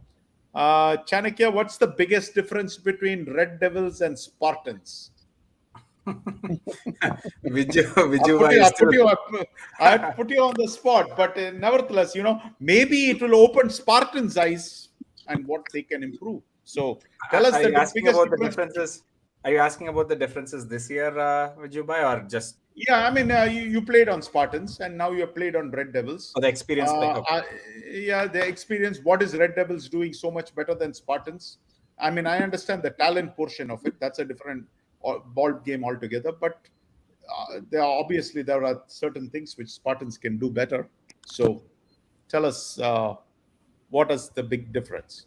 Yeah, I think obviously the collection of talent is one of the key items. But when me, Satish, and some of the others played for Spartans last year and before that for a couple of seasons, I think the biggest drawback of ours was, even though we were winning some good games, we used to have dependency on a couple of guys in the batting order. And there was a lot of instances where we never played the 25. And I think one of the most important things, and maybe one of the most underrated things is in DCL compared to T20 cricket, is you have to play the 25 to be able to win in DCL, right? And I think that's something that we weren't doing as consistently. And maybe that's because of us playing a lot together. Obviously, Spartans played a lot together as well when we were there. But obviously, the collection of talent and being able to bat deep and take the game. KRCC is a great example. We had a good start. We started in the middle. I think Jasneet got two wickets right before the break. But then our 5 down, 6 down, 7 down, they took it in deep. We played the 25. We got all the way up into the 90s. So I think that being able to bat deep and play the 25, I think that's been kind of the biggest difference for me. And I guess same for Rahul, same for me. The situation isn't anymore where what happens if Chanakya gets out or what happens if Rahul gets out? Are we going to collapse, right? I think that equation has changed a bit. It hasn't freed us up yet looking at our performances this year, but I think we're able to rely on others like Gagan and Gautam and Rajat and others to carry us in some of these games. Okay. The other thing which I wanted to say is Red Devils has been up and down. Whenever we get on the bandwagon, Red Devils turn around and ditch us. Now, tell us, what is Chanakya Lokam, the player, doing to change things? Obviously, you're very good with stats. Are you helping them with key insights, or are you just sticking to game day and trying to figure out how to hold one end up? Because that's one thing which you've been doing consistently well on. Your previous team was used to stay there for a long time. It was more like when Chanakya Lokam gets out, well, we know that now the coast is clear, kind of a thing. So tell us how you are helping Red Devils. So obviously they've brought me into the team obviously for my batting, not for my stats and analytical skills. But Rahul is very open. Venkat is very open as well. Not just me, but other. We have a lot of senior players on the team like Gagan and Sai and others. They're always open to kind of our inputs and our experiences. One of the biggest things I think so is because we are a collection of players that have played in different teams, different styles. I think that gels well together for us, and more importantly, kind of being able to know a lot of these things, know a lot of the opponents as well, and contribute there. I think we've been giving a lot of insight to Rahul and Venkat and others in terms of who's what or whose strengths are what or what type of bowling we should be.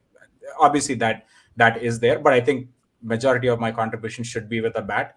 I think I've only done that one game this season, so I think I have to step up there for my team right now. But batting would be more where obviously I have to contribute for the Red Devils' success, and hopefully as we get towards the business end here, I can do that a bit more for them. Okay. I'm going to just, because of time, I'm going to just ask you to give you first thing which comes to mind, all right? One word description. I'm going to give you a few names, all right? I'm not going to go through the whole names. I think you prepared more, Vijay, for this interview than others. You have a huge list for me. No. I mean, I asked Hari this thing, but I took Hari through the game itself. That was this thing. But let me ask you the one word description. Gagan, what comes to mind? First Explosive. thing which comes to explosive. All right. Golden boy. You said it. He is the golden boy. I think he's the crux of our team. Like he's the core of everything that we do within Red Devil. So golden boy would be the best description. Okay, Venkat Kolla. He's everything. I mean, dedicated would be the word I should say. Just to give you an example, he was in India for a couple of weeks. He was texting me 24/7. I don't know when he slept. He was actually on vacation with his wife. So kudos to his wife for allowing him to do that. Okay. Satish. Uncontrollable, I would say, because that's the truth. Okay. Samit. Blast off, just because I saw him play the semis in the Michigan Cup last year when KK and him won the game. So, master blaster of a batsman. Okay. And the final person, Chanakya Lokam. Just a normal player for my team, I would say. But as you mentioned, he right, already has the name Chanakya, so he's the strategist. Yeah, I'm the strategist for our team, Vijay. All right. That completes this. Best of luck to you. I'll hand it over to KK, who hasn't asked any questions. So, congrats to both of you for the showcase game of the week. And I want to wish both of you put on a show. Thank you, Vijay. We'll try. Thanks, Viju. I mean, I'm asking the questions last, which means I have the least amount of questions now, because you already asked most of it. So I'll start with Chanakya. So Chanakya, we have seen in the past teams merging together to become one unit. And then, after the season is done, go back to your, original teams. Is that kind of an arrangement, or is it going to continue? I don't think there's any contract of any sort in place for that to happen. But as I mentioned, it isn't like this is a one-off. We're playing a lot of tournaments together, all the players that are there on the Red Devils. And I think it's not just playing together in that tournament. I think we're all friends outside of the game as well, outside of the tourney as well. So even if we're facing each other, it's always friendly. So we know each other. So we definitely enjoy playing with each other. We've played for other teams in other tournaments as well. So it's not like we're only playing for one team. I don't think there's anything wrong with that. But definitely we have a plan to kind of make this long term, and the only way to do that is have success. So we're hoping that we can do that this season. Nice. And my next question is, you have 3 games left, one of them against Canton Hurricanes, one against Indus Thunders, and the third one against Fighters. If you have to rank them in order of complexity and your chances of winning, what is your order? I mean, I'm a kind of guy who will think only about the game that's coming up. But I think if you just look at the standings that are there right now in Pool A, I think 2 and 3 play against each other next week, and 4 and 5 are playing this week. And all of us are like split up by a point or two. Obviously, Miles and Krcc have a game on top of both of us. But at this point in time, looking at just those games, Canton and us Red Devils, we have a brilliant opportunity this week to jump up into 2 and 3, right, and kind of consolidate ourselves for the playoffs. So in terms of complexity, criticality of the game, toughness, everything, I would say this weekend's game is kind of the biggest game for us at this point in time. Thank you, Chani. I will now move on to Hari. Hi, Hari. It's been a while. Hi, KK. Yep. So my first question to you is, how did Saadat Bahir become a bowler? The guy who has only bowled twice before in the DCL circuit, 4 overs in 2022 and I think 1 over in 2021. Suddenly he has been your supreme bowler. He has bowled 40 plus overs this season. How did you change him into a bowler? So Saadat was always a bowler, KK. Only thing is he had an injury. He had a shoulder injury. The past year, 1 year, and last year I think he did not bowl on and off. But he's a fighter. Saadat is a fighter in my team. Like, he wants to dominate in any situation. If we say that in our strategy, if we say somebody is a good bowler, he said I want to go open and I want to play him. He is that kind of a person. If we say that this person is a good batsman, he say Hari bhai, give me a bowling. I want to bowl to him. He is that kind of a person. Of course, definitely it's been an advantage for us so far, at least in this season. But he having that such kind of a personality, he had that kind of an injury. So last year, as you mentioned, right, 4 overs, 1 over, he bowled with the injury. Those are the situations that he forcefully came and took the ball and bowled. But this year, he has been recovered from the injury. I have seen him bowling in our leather ball continuously, some 3-4 overs, and in other tournaments like FCC tournaments and all. So he has been brilliant with the ball so far for us. So he has been a bowler from the beginning as well. So how does that change the complexion of the team? Because now you have an all-rounder, right, who's both batting and bowling. You don't need a fifth bowler because he's covering that spot for you. Exactly, that is one of the main reasons for us to win these games is we're not experimenting with a 6 bowler. So I am still there as a bowler if needed. Others is still there as a bowler if needed. We are not experimenting with that because Saadat is definitely a game changer for us. His bowling is helping us. So that set up all our 5 bowlers. We are just rotating with these 5 bowlers. All right. Thank you. I know one player in your roster by the name of Srinath Silva. Okay. He has only played 1 game. Do you have any plans of qualifying him for the playoffs?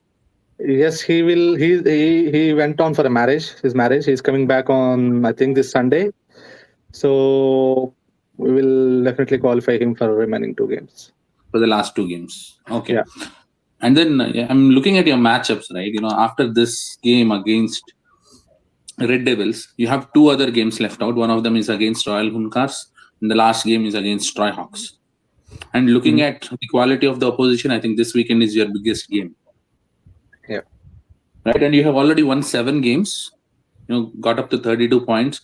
And being in your pool, the advantage is that fighters have 2 ties, which means they only have 4 wins.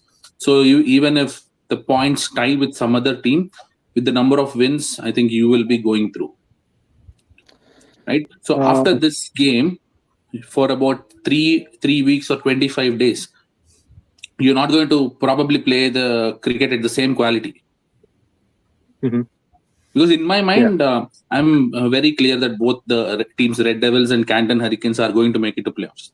But when it comes to playing quality opposition, I think you're going to lack a bit. So do you have any plans in place as preparation for playoffs?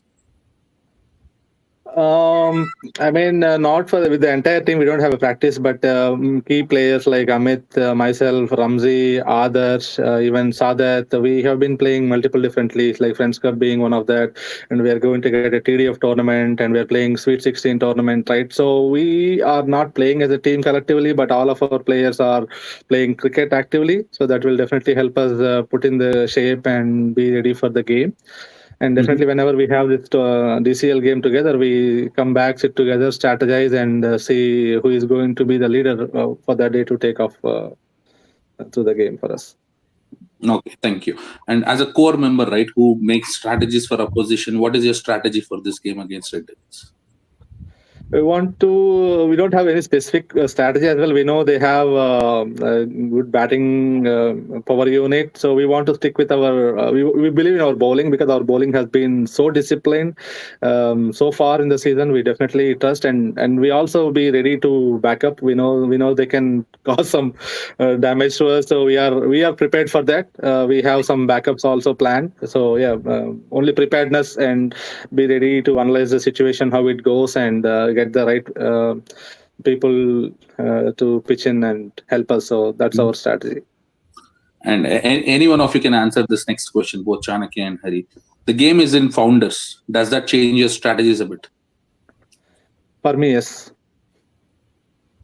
For me, definitely, yes. We know about that Founders ground number 3. We know we know what that ground can offer. So we have laid our strategies around that, yes. All right. Then it will be a closely contested game. Yep. Not much from our side, KK, though. No strategy at this point. I'm just trying to forget we're playing at Founders. So here's the thing. Interesting thing is there are many teams who don't plan anything. They just come and play the game. But you can see some of the top teams, they go through this thing. And I discussed this during the Gujarat Lions game also. If you look at it, Hardeep was well prepared for that game, you see. So I think, I know Gabba prepares a lot before every game. Partha, in his own way, prepares. And I think, I do not know about Kishore, so I can't speak for him. But normally the winning teams always have a strategy in place. All right. I know we are up on time. We're almost 45 minutes more. But we had some interesting discussions. We had some interesting tables which we had to see as well. So apologize for going over. But again, thank you, I guess, both Chanakya and Hari for joining us and sharing some really good details about yourself, your team, as well as your strategy. So, looking forward to your game this weekend. Hopefully it's a cracker and lives up to the showcase game of the week tag. Absolutely. Thank you, Partha. All right. Thank you. With that, we'll end the show, and good night to everyone. We'll see you next Thursday at 8 p.m. again. Thank you. Thank you, everyone. Good night, everyone. Bye. Thank you all. Have a nice day. Bye.